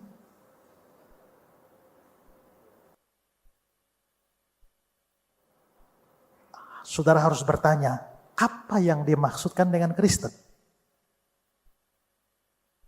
Maksudkan dengan Kristen itu adalah KTP-nya Kristen, maka tidak semua orang Kristen selamat. Karena ada banyak orang Kristen yang sama sekali belum beriman kepada Yesus. Hanya tradisi saja. Hanya karena kebetulan opa oma Kristen, papa mama Kristen, lalu otomatis dia jadi Kristen. Tapi dia sendiri tidak pernah buka hati terima Yesus. Walaupun dia Kristen, dia gak akan selamat. Saudara, Yesus punya 12 rasul. Apakah ada rasul yang masuk neraka? Ada enggak? Siapa? Yudas kan? Rasul ada yang masuk neraka loh. Kalau rasul ada yang masuk neraka, kira-kira ada pendeta masuk neraka? Ada enggak? Ada pengurus gereja? Maka keselamatan tidak ditentukan oleh jabatan. Ada cerita pendeta mati, tiba-tiba dia mendarat di neraka. Dia heran, saya pendeta kenapa masuk neraka? Dia jalan-jalan di sana, dia lihat ada teman-teman pendeta. Kenapa kita di sini? Dia jalan-jalan di sana, dia ketemu itu ketua wilayah. Kenapa ketua wilayah juga? Pak ketua wilayah, kenapa Bapak di sini? Ketua wilayah bilang, diam, ketua sinode juga ada di sebelah sana. Kalau begitu, jabatan tidak menentukan. Jadi apakah keselamatan milik orang Kristen saja? Kalau Kristen yang dimaksudkan adalah agama, maka jawabannya tidak. Tapi kalau Kristen yang dimaksudkan adalah seorang pengikut Kristus sejati, yang sudah pernah buka hatinya terima Yesus sebagai juru selamat dan Tuhan, hanya orang itu yang selamat. Maka kita boleh berkata, yes, hanya orang Kristen yang punya juru selamat yang sudah diselamatkan. Aplikasinya apa? 1, saudara harus betul-betul buka hati saudara untuk terima Yesus sebagai juru selamat. Jangan mengandalkan, saya sudah lama jadi Kristen. Jangan. Pastikan sebelum napasmu lewat, pastikan kamu sudah punya juru selamat. Tapi yang kedua, ada banyak saudara kita yang belum kenal Yesus kan? Saya percaya orang mati langsung masuk neraka. Jadi, tiap hari orang mati banyak kan? Berarti tiap hari neraka terima orang banyak. Mungkin itu mama mertuamu, papa mertuamu, suamimu, istrimu, keponakanmu yang belum pernah percaya Yesus. Sekarang bagaimana? Kamu tega kasih masuk di neraka sana? Kalau enggak, doakanlah dan upayakanlah beritakan Yesus. Supaya jangan kamu masuk surga sendiri. Tapi orang-orang yang kamu kasihi juga diselamatkan melalui iman pada Kristus. Tuhan memberkati kita. Amin.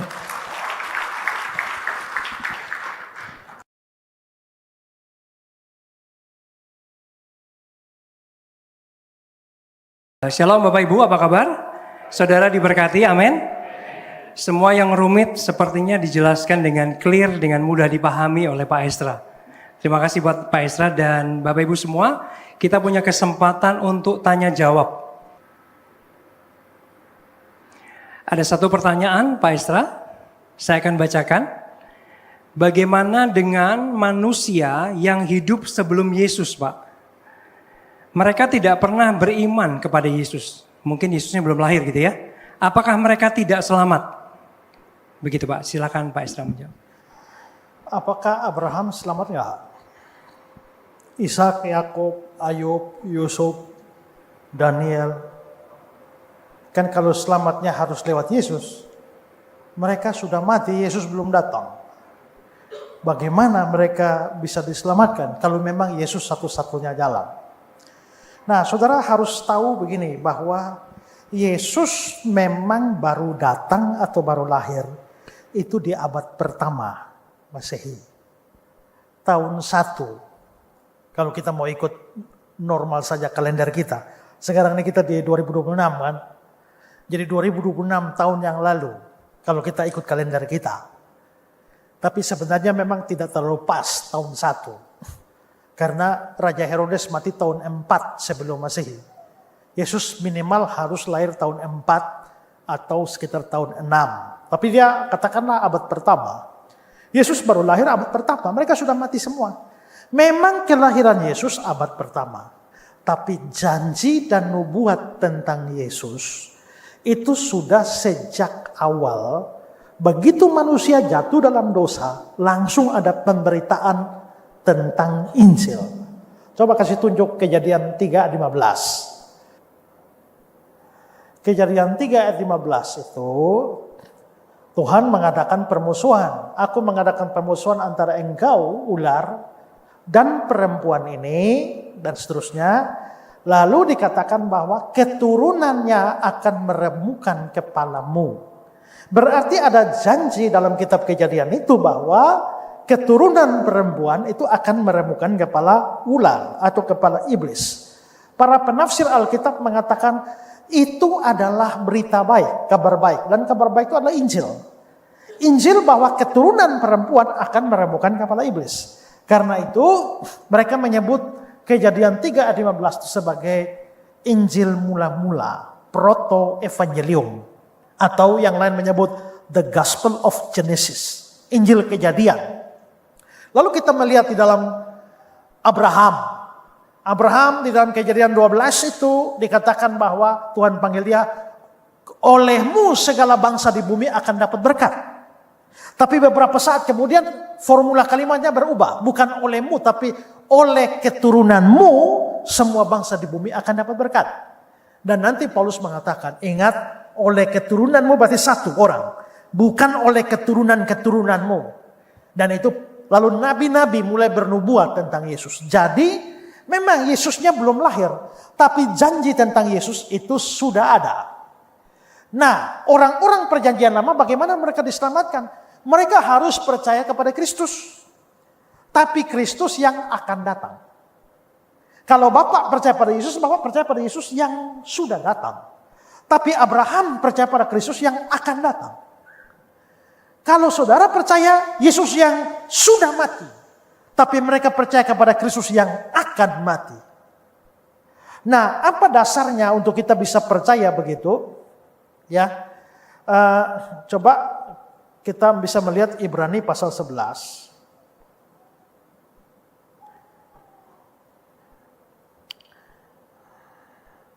Ada ya? Ibrani pasal 11 itu terkait dengan Musa, ya. Saudara tahu Musa itu hidup 1500 tahun sebelum Tuhan Yesus lahir. Jadi Musa itu lebih tua dari Yesus sebenarnya. Tetapi kalau kita lihat tentang Musa di dalam Ibrani pasal 11 ayat 24 seterusnya, karena iman maka Musa setelah dewasa menolak disebut anak putri Firaun. Ayat 25, karena dia lebih suka menderita sengsara dengan umat Allah daripada untuk sementara menikmati kesenangan dari dosa. Ia menganggap penghinaan karena Kristus sebagai kekayaan yang lebih besar dari semua harta Mesir. Penghinaan karena Kristus. Bagaimana Musa bisa menganggap penghinaan karena Kristus padahal dia hidup, Kristus belum lahir? Berarti Musa itu melihat ke depan pada Kristus yang akan datang. Lalu kalau saudara baca dalam Yohanes pasal 8 ayat yang ke 57, 58, Abraham, Yesus berkata, Abraham bapamu bersuka cita karena dia akan melihat hariku dan dia sudah melihatnya. Kapan Abraham lihat Yesus? Abraham itu hidup 2000 tahun sebelum Yesus lahir. Tapi itu berarti bahwa Abraham sudah melihat dalam imannya kepada Kristus yang akan datang. Nah, kalau begitu maka kita boleh berkata bahwa semua orang tetap diselamatkan oleh Kristus. Kita yang sekarang beriman pada Kristus yang sudah datang. Tapi orang perjanjian lama beriman pada Kristus yang akan datang. Jadi mau hidup kapan saja, keselamatan hanya pada Kristus saja. Ya, itu jawabannya. Ya, boleh kasih tepuk tangan Bapak Ibu buat Pak Esra. Ya, lanjut pertanyaan selanjutnya Pak. Ini ada dua, ini WhatsApp-nya banyak sekali Bapak Ibu. Bapak Ibu semangat ya. Ada dua pertanyaan yang mirip Pak tentang bayi. Apakah bayi, masih bayi kalau mati, meninggal itu ke surga atau ke neraka? Mengingat bayi ini punya dosa Adam Pak. Lalu dia belum bisa memutuskan apakah dia percaya Yesus atau tidak. Dalam keadilan Allah apakah bayi ini masuk surga atau masuk neraka kalau mati? Kira-kira begitu Pak. 2 Timotius 3 ayat 16. Itu bilang begini. Segala tulisan diilhamkan Allah memang bermanfaat untuk mengajar.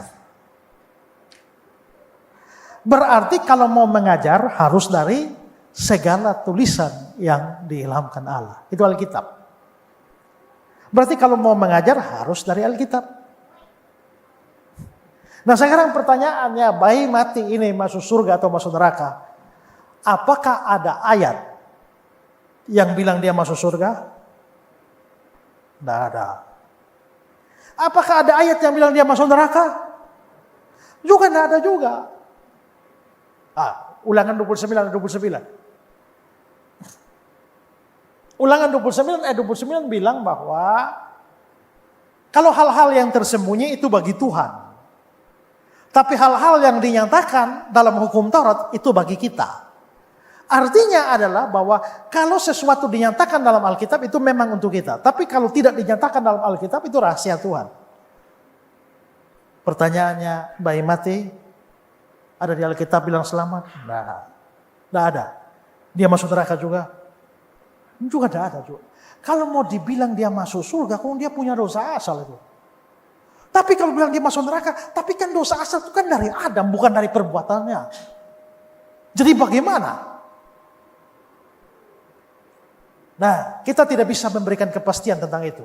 Sehingga jawabannya adalah tidak tahu. Itu jawaban.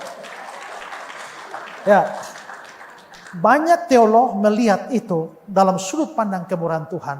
Maka mereka melihat ada dasar untuk berharap tentang keselamatan bayi-bayi.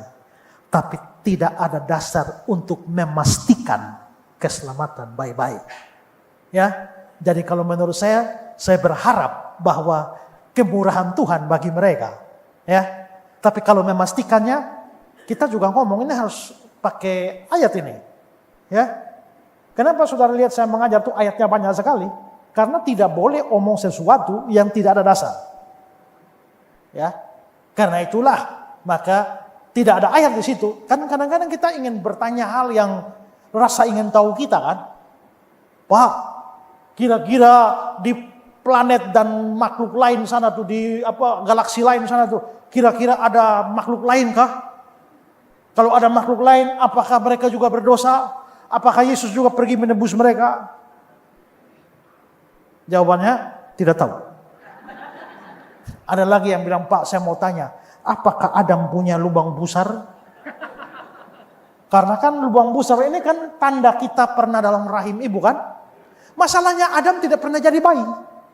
Adam tidak pernah dalam rahim ibu. Jadi Pak, apakah Adam punya lubang busar? Saya tanya balik dia, kau mau tahu itu untuk apa sebenarnya? Ya? Apa relevansinya lubang pusarnya Adam dengan keselamatan kita, iman kita? Dia bilang, Pak, tapi saya hanya kepengen tahu saja. Kalau kau kepengen tahu ya oke lah. Adam mestinya tidak punya lubang pusar. Karena dia tidak pernah di rahim ibu. Tapi kalau dia nggak punya, mungkin dia aneh sendiri. Karena itu pada waktu Tuhan Allah membentuk dia dari tanah, Tuhan Allah boros sedikit di situ. Tapi jawabannya adalah tidak tahu. Tidak tahu itu jawaban. Makanya saya kemana-mana pun selalu saya bilang, tanya apa saja saya pasti jawab. Walaupun jawabannya adalah saya tidak tahu. Itu juga jawaban. Ya. Iya, oke. Baik Pak Esra. Pertanyaan selanjutnya adalah, mungkin ini mirip. Bagaimana orang-orang yang di pedalaman, yang belum pernah mendengar Yesus. Sama sekali belum pernah mendengar Yesus. Tidak adil jika dia binasa, Pak. Karena belum mendengar. Oke. Kira-kira. Coba Roma pasal 10, 13 sampai 15. Coba tampilkan seluruh ayat sekaligus, coba. Bisa. Roma 10, 13 sampai 15. Nggak bisa semua ayat. 13 sampai 15 sekalian. Ya. Sebab barang siapa berseru kepada nama Tuhan akan diselamatkan. Tapi bagaimana mereka dapat berseru kepadanya jika mereka tidak percaya kepada dia? Bagaimana mereka dapat percaya kepada dia jika mereka tidak mendengar tentang dia? Bagaimana mereka mendengar tentang dia jika tidak ada yang memberitakannya? Bagaimana mereka dapat memberitakannya jika mereka tidak diutus? Kalau kita baca ayat ini dari bawah, mereka kalau tidak ada yang mengutus, mereka tidak memberitakan. Kalau mereka tidak memberitakan, maka tidak ada yang mendengar. Kalau mereka tidak mendengar, maka mereka tidak dapat percaya. Kalau mereka tidak percaya, mereka tidak berseru. Kalau mereka tidak berseru, mereka tidak diselamatkan.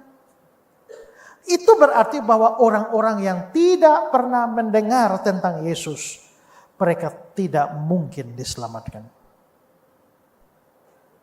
Tapi tadi pertanyaanku jadi nggak adil ya. Jadi tidak adil kalau dia dihakimi dengan standar penghakiman yang kita terima. Misalnya Bapak lahir di pedalaman mana begitu sampai tidak pernah dengar Yesus sampai sekali. Pokoknya nggak tahu apa-apa. Sampai pengadilan terakhir, Bapak, mengapa engkau menolak Yesus, tidak percaya pada Yesus? Bapak akan protes. Saya bukannya menolak, dengar saja enggak kok. Kalau Bapak dihakimi berdasarkan penolakan pada Yesus, itu tidak adil. Karena itu bagi mereka yang tidak pernah mendengar Yesus tentang Yesus, dasar penghakimannya beda. Bukan karena menolak Yesus. Dasar penghakimannya pakai hukum hati nurani. Itu yang ada di dalam Roma pasal 2 ayat 14 sampai ayat 16 itu. Roma 2. Apabila bangsa-bangsa lain tidak memiliki hukum Taurat, oleh dorongan diri mereka melakukan apa yang dituntut hukum Taurat, maka walaupun mereka tidak memiliki hukum Taurat, mereka menjadi hukum Taurat bagi diri mereka. Sebab dengan itu dia menunjukkan bahwa isi hukum Taurat ada tertulis dalam hati mereka, dan suara hati mereka turut bersaksi, pikiran mereka saling menuduh dan saling membela. Hal itu nampak pada hari bila mana Allah sesuai dengan Injil yang kuberitakan menghakimi segala yang tersembunyi. Maka Bapak tidak pernah dengar Yesus, maka penghakiman pada Bapak berdiri di hadapan Allah. Kamu memang tidak pernah dengar Yesus, tapi dalam hatimu itu sudah ada hukum Tuhan yang ada dalam hati. Jangan membunuh, jangan berzina, jangan saksi dusta, segala macam itu sudah ada di hati. Sekarang uji dari hatimu.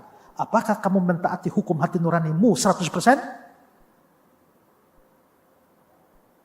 Ternyata tidak. Banyak langgar ya.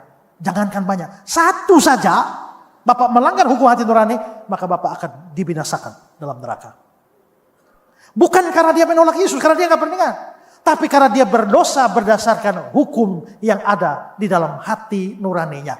Itu coba tunjukkan ayat selanjutnya itu di ayat 21. Nah, tadi kan Roma 2 ayat 14, 15, 16. Ini pembicaraannya masih satu. Sampai di ayat 21 dia bilang, sebab sekalipun mereka mengenal Allah, mereka tidak memuliakan dia sebagai Allah dan tidak mengucap syukur kepadanya. Mereka itu tidak diselamatkan. Ya, begitu. Jadi bukan tidak adil. Kalau dihakimi karena penolakan Yesus maka tidak adil.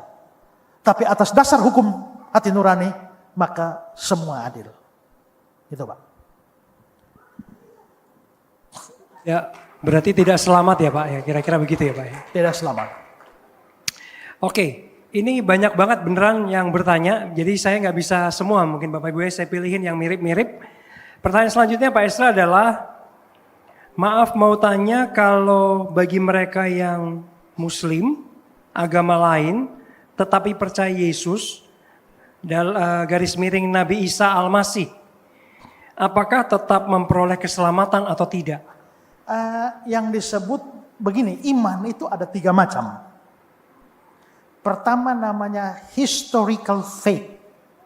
Itu dia percaya kepada apa yang dikatakan di dalam Alkitab, cerita-cerita dulu.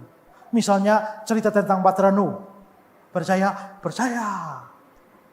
Oh, cerita tentang air bah, percaya. Cerita tentang Abraham, percaya. Semua dia percaya. Itu namanya historical faith.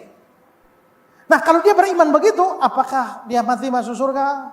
Tidak, tetap masuk neraka. Itu namanya historical faith. Yang kedua namanya practical faith. Iman dalam hidup hari-hari. Oh, saya kalau sakit Tuhan sembuhkan. Saya kalau butuh uang, saya minta Tuhan kasih. Pokoknya Tuhan itu dokter saya. Tuhan itu penyembuh saya. Kalau saudara percaya kayak begitu saja, saudara tidak selamat. Terus Pak, iman bagaimana yang bikin selamat? Nah, ini namanya saving faith. Iman itu harus kepada Yesus sebagai juru selamat dan Tuhan. Coba Roma pasal 3 ayat 25. Roma 3 ayat 25. Kristus Yesus telah ditentukan Allah menjadi jalan pendamaian karena iman. Apa? Iman dalam darah. Jadi saudara akan didamaikan dengan Allah melalui Kristus, tapi saudara harus beriman. Tapi bukan iman sembarang, iman dalam darah. Apa artinya iman dalam darah? Darah ini darah apa? Pasti darah Kristus yang menebus melalui kematian. Kalau begitu, kalau orang tidak percaya Yesus sebagai Tuhan dan Juru Selamat, dan tidak percaya bahwa Kristus penebus, mati di atas kayu salib menebus dosa-dosanya, maka dia belum beriman dalam darah. Kalau dia belum beriman dalam darah, maka dia tidak mungkin bisa berdamai dengan Allah. Maka dia nggak selamat. Pertanyaannya adalah, kalau mereka percaya dia Nabi Isa, ya, dia Rasul atau sebagainya. Pertanyaan, apakah mereka percaya Yesus Tuhan? Tidak. Apakah mereka percaya dia Juru Selamat? Tidak. Apakah mereka percaya iman dalam darah di mana Kristus mati untuk menebus dosa-dosa mereka? Tidak. Kalau begitu maka iman mereka bukan saving faith. Maka mereka tidak bisa diselamatkan. Kalau begitu saksi Yehova juga selamat karena saksi Yehova lebih hebat. Islam hanya percaya dia nabi. Saksi Yehova percaya dia malaikat. Malaikat Jibril itu, malaikat Gabriel itu, Mikael. Menurut orang saksi Yehova, Yesus itu penghulu malaikat, Mikael. Berarti lebih hebat saksi Yehova dong. Tidak bisa. Ya, waktu hari Natal yang pertama, Lukas 2 itu ya, hari ini telah lahir bagimu Juru Selamat, yaitu Kristus Tuhan di kota Daud. Jadi kalau mereka hanya percaya dia nabi, tidak percaya dia Tuhan. Kalau dia hanya nabi, pertanyaannya, nabi mana bisa kasih selamat orang? Hanya Tuhan yang bisa menyelamatkan. Karena itu kita percaya Yesus adalah Tuhan. Gitu. Jadi pokoknya semua orang yang tidak percaya Yesus sebagai juru selamat Tuhan dan tidak beriman dalam darahnya yang nanti dibuktikan melalui perbuatan seperti saya katakan tadi, maka dia tidak mungkin diselamatkan. Iman harus dalam darah. Ya. Iya. Oke, baik Pak Esra. Pertanyaan selanjutnya Pak. Apakah kalau ada orang yang pindah agama dari Kristen ke agama yang lain, tapi hatinya masih percaya sama Tuhan Yesus? Misalnya Pak, menikah dengan orang bukan Kristen. Dia masih percaya Tuhan Yesus, tapi bukan udah nggak Kristen lagi ya? Ya, jadi begini. Orang pindah agama belum tentu disebut murtad. Karena sebenarnya murtad itu lebih kepada berubahnya pikiran dan hati kepada Yesus. Misalnya Yahya Waluni, dulunya jadi pendeta, khotbah tentang Yesus. Tapi setelah itu dia kayaknya benci sekali dengan Yesus. Ya, hatinya berubah terhadap Yesus, pikirannya berubah. Itu murtad. Sementara kita harus akui bahwa dalam kenyataannya ada orang yang pindah agama tapi pikiran dan hatinya nggak berubah. Ini pengalaman nyata ada, itu gara-gara perkawinan itu ada satu teman saya itu ya, yang pindah agama gara-gara nikah sama orang sebelah. Nah, tapi saudara, waktu sembahyang, dia ikut sembahyang, tapi waktu dia bilang ini, ya Tuhan Yesus ampuni saya, ya Tuhan Yesus ampuni saya. Berarti hatinya dan pikirannya belum berubah.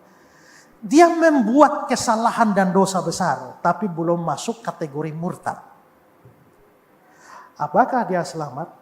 Menurut saya begini, kalau dia benar-benar orang percaya, dia bisa jatuh untuk sementara waktu dia ke sana, tapi dia pasti balik.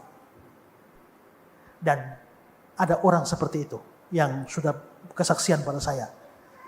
Tapi kalau hatinya berubah dan sampai mati dia tetap di sana, saya kok tidak yakin dia orang percaya sungguh-sungguh ya.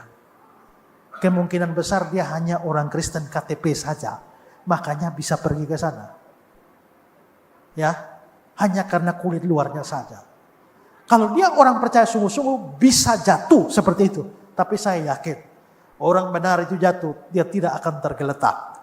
Tuhan akan mengangkat dia kembali. Dia tidak akan pernah tenang di dalam agama barunya.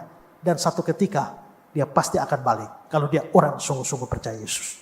Tapi kalau dia betul-betul murtad dalam pikirannya, murtad dan hati berbalik pada Tuhan, dia tidak mungkin diselamatkan. Gitu. Oke, baik Pak Esra, terima kasih. Selanjutnya adalah, Pak saya takut mati, apakah saya berdosa? Dan apakah saya bisa masuk surga?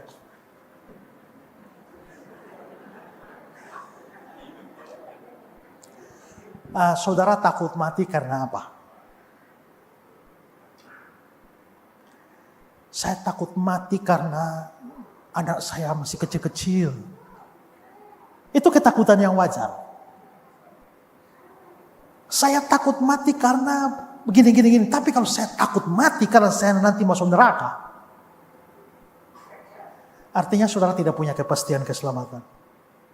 Dan kalau saudara tidak punya kepastian keselamatan, sebenarnya saudara belum beriman sungguh-sungguh.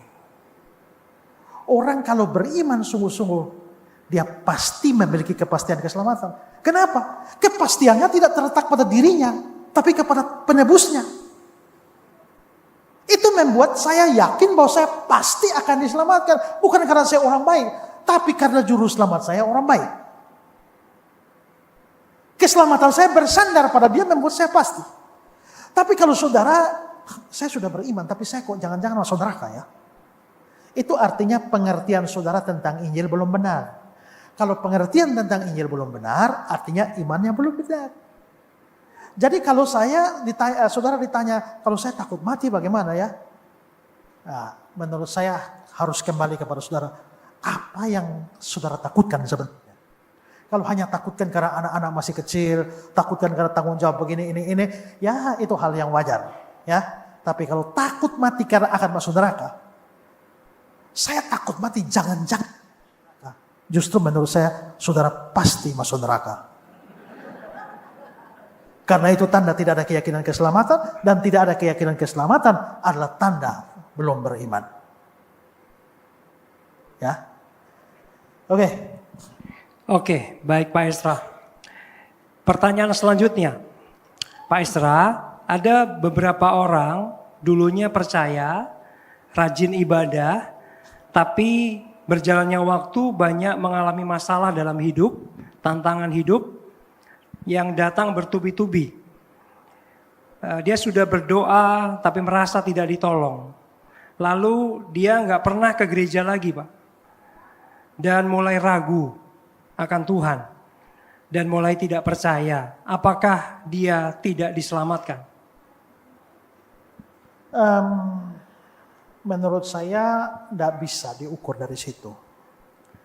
Jadi memang kita harus akui bahwa kadang-kadang ada orang yang imannya terlalu lemah, pengertian firmannya terlalu dangkal, sampai pada akhirnya ketika doanya tidak dikabulkan oleh Tuhan, minta-minta pada Tuhan, terus akhirnya dia menjadi kecewa, lalu tidak pergi ke gereja.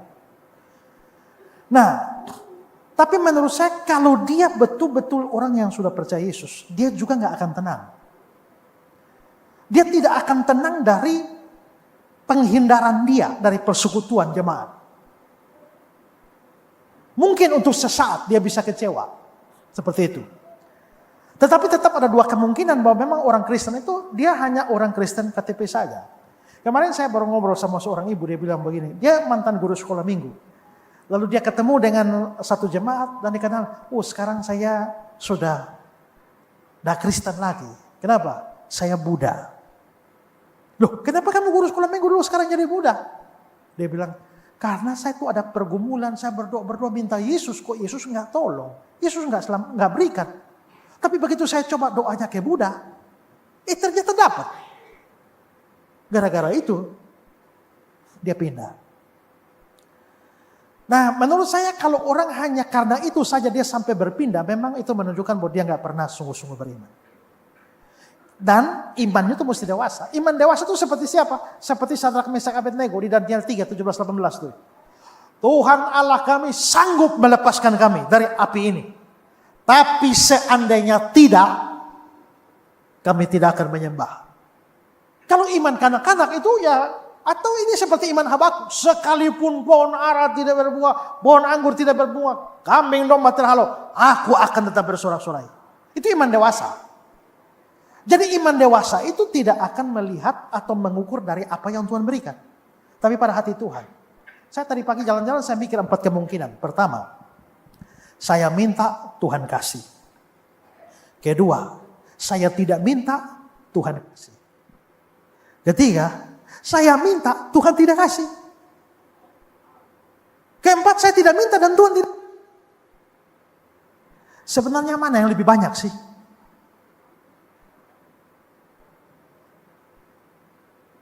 Oke, saya minta Tuhan tidak kasih. Kita bandingkan dua. Saya minta, Tuhan gak kasih. Yang kedua, saya tidak pernah minta, Tuhan kasih. Lebih banyak mana? Lebih banyak kedua kan? Saudara gak minta, saya Tuhan kasih kok. Sekarang saya tanya saudara, apakah semua saudara tuh pernah mau tidur malam tuh selalu, Tuhan tolong supaya besok pagi saya bangun? Kalau Tuhan hanya kasih berdasarkan permintaan, saudara yang tidak doa malam begitu, pagi sudah mayat. Tapi kita nggak berdoa juga Tuhan kasih kan? Ternyata masih bangun juga. Ternyata yang kita bisa minta Tuhan nggak kasih. Tapi ternyata yang kita tidak minta pun terlalu banyak yang Tuhan kasih. Kalau begitu kenapa marah kepada Tuhan hanya karena minta dia nggak kasih? Kamu lupakah ada banyak hal yang kau tidak minta dia kasih?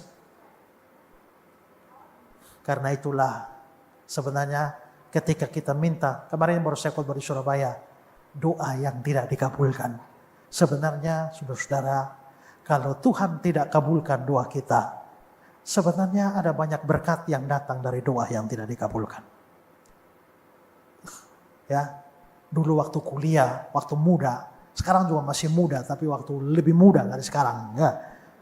Waktu saya kuliah dulu saya naksir satu cewek. Dan saya karena calon hamba Tuhan saya perlu berdoa sebelum saya nembak dia. Akhirnya saya berdoa pakai puasa lagi. Puasa, habis itu saya yakin bahwa saya tembak dia pasti terima saya.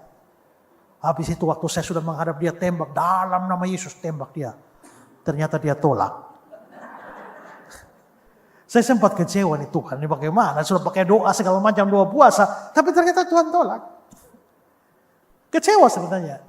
Berapa minggu kemudian ternyata ketahuan dia hamil. Waktu saya pikir seandainya dia terima lalu sudah jalan dengan saya tiba-tiba hamil, apa kata dunia?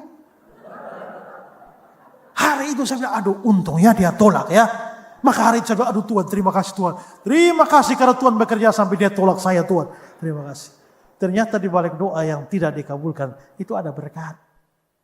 Firman bilang, Bapa manakah yang kalau anaknya minta roti dia kasih batu? Hanya ada anak-anak bodoh yang lihat batu dia kira roti. Maka ini batu nih, Tuhan berikan roti nih. Tapi Tuhan tahu itu batu itu loh. Kalau saya kasih nanti gigimu patah. Kebaikan Tuhan membuat walaupun dia sanggup kasih, tapi dia tidak kasih. Karena itu kalau bersyukur tuh jangan hanya bersyukur karena Tuhan telah kabulkan doa saya. Mau bersyukur itu sekalian bersyukur dengan semua yang saya minta yang Tuhan tidak kasih. Terima kasih Tuhan. Nah begitu, itu iman dewasa. Ya. Nah kembali kepada pertanyaan itu, kalau begitu bagaimana? Nah saya tinggal melihat saja. Ada dua kemungkinan. Dia memang hanya orang Kristen KTP atau dia orang Kristen sejati, hanya imannya terlalu kanak-kanak, pengertian firman Tuhannya terlalu dangkal. Kalau kemungkinan kedua menurut saya dia bisa diselamatkan. Tapi Tuhan pasti akan proses dia. Tapi kalau memang kemungkinan pertama dan dia mati dalam keadaan begitu, tidak diselamatkan. Ya. Baik Pak Isra, terima kasih. Pertanyaan selanjutnya adalah, sebagai orang percaya, kita tidak mau berbuat dosa. Tapi kadang tidak sengaja berbuat dosa kecil-kecil ya.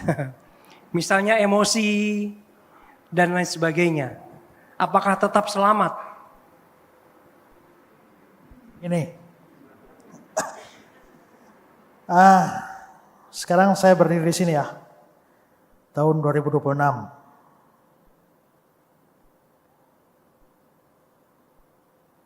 Katakanlah saya mati tahun 2050. Saya percaya Yesus tahun 1990. Waktu Yesus menghapus dosa saya, hutang dosa saya, dia menghapus berapa banyak hutang dosa?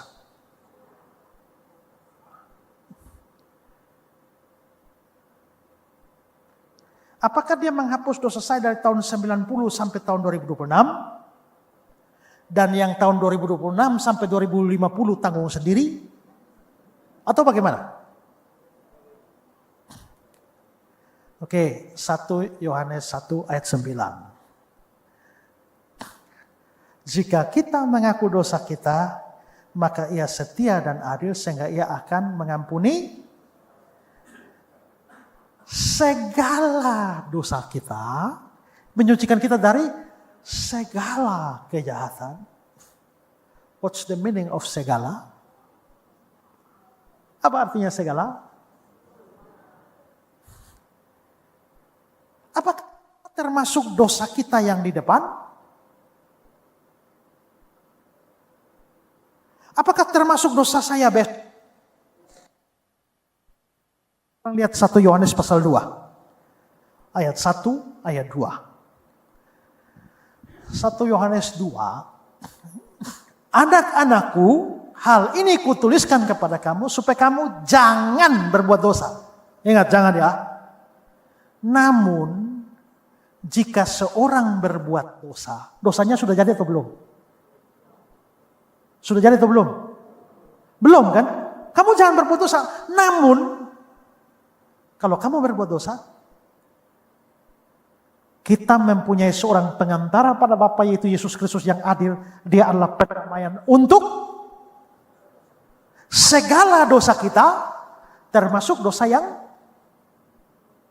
tadi. Jadi Pak, dosa saya yang di depan juga ditebus? Yes. Kalau begitu mari kita berbuat dosa saja. Toh sudah dibayar kan? Kalau kau pikir begitu kau mati kau akan masuk neraka. Loh kenapa begitu Pak? Begini, salah satu ciri orang yang dilahirkan kembali, itu dia punya kerinduan taat Tuhan.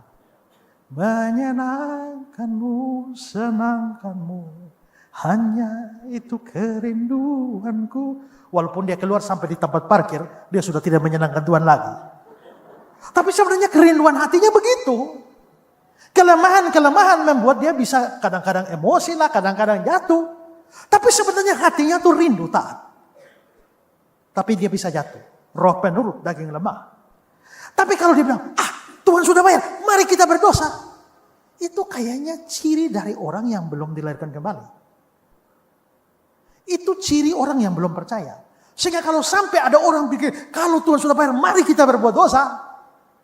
Maka itu bukan orang percaya, dia mati, dia akan masuk neraka. Tapi kalau kita orang sungguh-sungguh percaya, rindu taat pada Tuhan, kita bisa jatuh. Tapi penghiburan bagi kita adalah bahwa untuk dosa kita yang di depan pun, kita punya pengantara pada Bapa.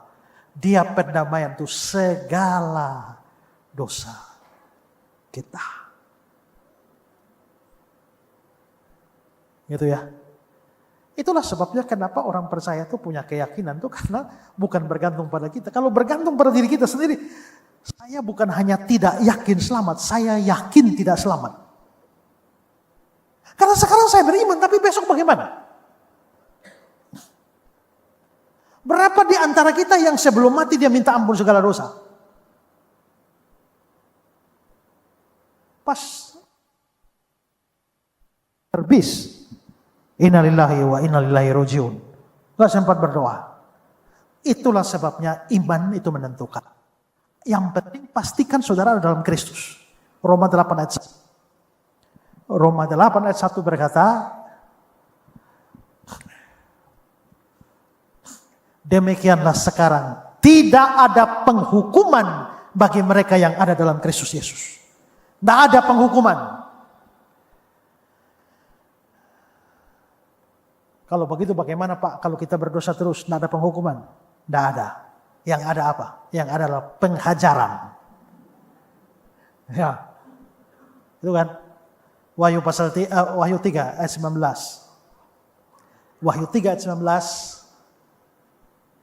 Barang siapa ku kasih, ia ku tegur dan ku hajar. Karena itu relakanlah hatimu dan bertobatlah. Maka berbuat dosa ke depan jangan jadi kebiasaan. Harus berusaha bertobat. Karena kalau kita tidak bertobat, Tuhan menghajar kita. Sampai kita bertobat. Karena itu bahwa penebusan Tuhan boleh menjadi dasar bagi kita untuk mempermainkan anugerah. Karena Tuhan menghajar juga bisa kita bengkok-bengkok gitu ya. Bisa sangat sakit. Tapi justru karena dia mengasihi kita lah, dia menghajar kita. Ya. Ya, baik Pak Estra, terima kasih. Bapak Ibu sadar nggak kita sudah over waktunya? Nggak kerasa ya? Atau kerasa? Pertanyaan terakhir Pak Estra, satu lagi. Bapak Ibu saya mohon maaf karena tidak bisa membaca semua pertanyaan. Ya, Pak Estra orang tua saya belum Kristen, tapi dia baik, tidak pernah melarang saya ibadah Kristen. Apakah sama sekali tidak ada harapan dia bisa masuk surga? Jadi ceritanya orang tuanya sudah meninggal Pak Estra. Orang tuanya sudah meninggal. Dia itu memikirkan baik. Cuman dia belum percaya Tuhan Yesus. Pertanyaannya apakah memang tidak ada harapan sama sekali? Saya tahu saudara dia ada sesuatu enggak? Dia pernah berdosa enggak? Dia memang baik tapi berdosa enggak? Lalu dia sudah meninggal tanpa percaya Yesus. Berarti dia punya juru selamat ya. Bagaimana beliau bisa selamat tanpa juru selamat? Kalau begitu, semua orang yang mati tanpa juru selamat memang gak ada harapan. Gak ada harapan. Makanya mumpung yang lain belum meninggal, berdoalah dan injililah. Kalau sudah mati, gak usah didoakan. Karena, begini loh ya, kalau saya mati, saya percaya Yesus, saya pasti sudah di surga. Saya gak butuh doa saudara. Oh saya sudah bahagia di surga kok. Tapi kalau saya tidak percaya Yesus, saya masuk neraka. Apakah doa saudara bisa keluarkan saya dari neraka? Dan juga, lalu terus ngapain saudara berdoa? Maka berdoa itu berdoalah untuk orang hidup. Jangan berdoa untuk orang mati. Ya. Karena itu untuk yang mati, sudah meninggal. Walaupun kita sayang orang tua kita, tapi sayangnya nasib kekalnya sudah selesai. Tanpa Kristus, tanpa juru selamat. Sebenarnya semua orang harus dihukum. Tapi kita bagi dua saja. Itu berlangsung atau berlaku langsung pada kita, atau hukuman itu pada kita tapi melalui juru selamat. Nah, masalahnya saudara tidak punya juru selamat. Hukuman itu harus datang. Kalau dia tidak punya juru selamat, lalu ditanggung siapa? Pasti ditanggung sendiri. Maka memang tidak ada harapan. Mau bagaimana lagi? Ya. Itu menjadi pelajaran bagi kita. Kalau saudara sayang istri, sayang anak, sayang orang tua, dan mereka belum percaya, saudara harus berdoa dan berjuang bagaimana caranya injili mereka, supaya mereka bisa buka hati dan terima Yesus. Kalau saudara sudah berjuang tapi ternyata dia tetap tutup hati, apa boleh buat? Ya, tapi selagi masih ada napas, masih ada harapan. Napas selesai, harapan selesai. Karena itu sekali lagi, pastikan kita akhir ini, pastikan saudara sudah terima Yesus secara. Kedua, buktikan iman saudara lewat perbuatan baik. Ketiga, beritakan Injil lah, rajin-rajinlah. Pakai medsos saudara untuk beritakan firman. Pakai TikTok, Instagram saudara untuk firman. Jangan hanya pakai untuk goyang-goyang saja. Ya, pakai untuk beritakan firman, siapa tahu. Karena kita tidak tahu bagaimana Tuhan bekerja. Saya boleh tambah satu cerita ya. Saudara, satu hari saya diundang KKR ke satu tempat. Saudara pikir saya ini diundang khotbah di mana-mana, tapi di daerah saya sendiri nggak pernah diundang. Ya, mereka anggap saya ajaran sesat. Karena itu satu kali saya diundang ke satu tempat, mereka bilang ini pengajar sesat datang.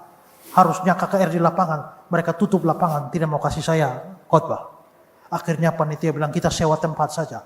Tapi sewa tempat pun mereka sudah pengumuman di mana-mana, jangan ada yang hadir. Akhirnya KKR hari pertama saudara, saya lihat begini, ternyata tidak ada satu orang, hanya panitia.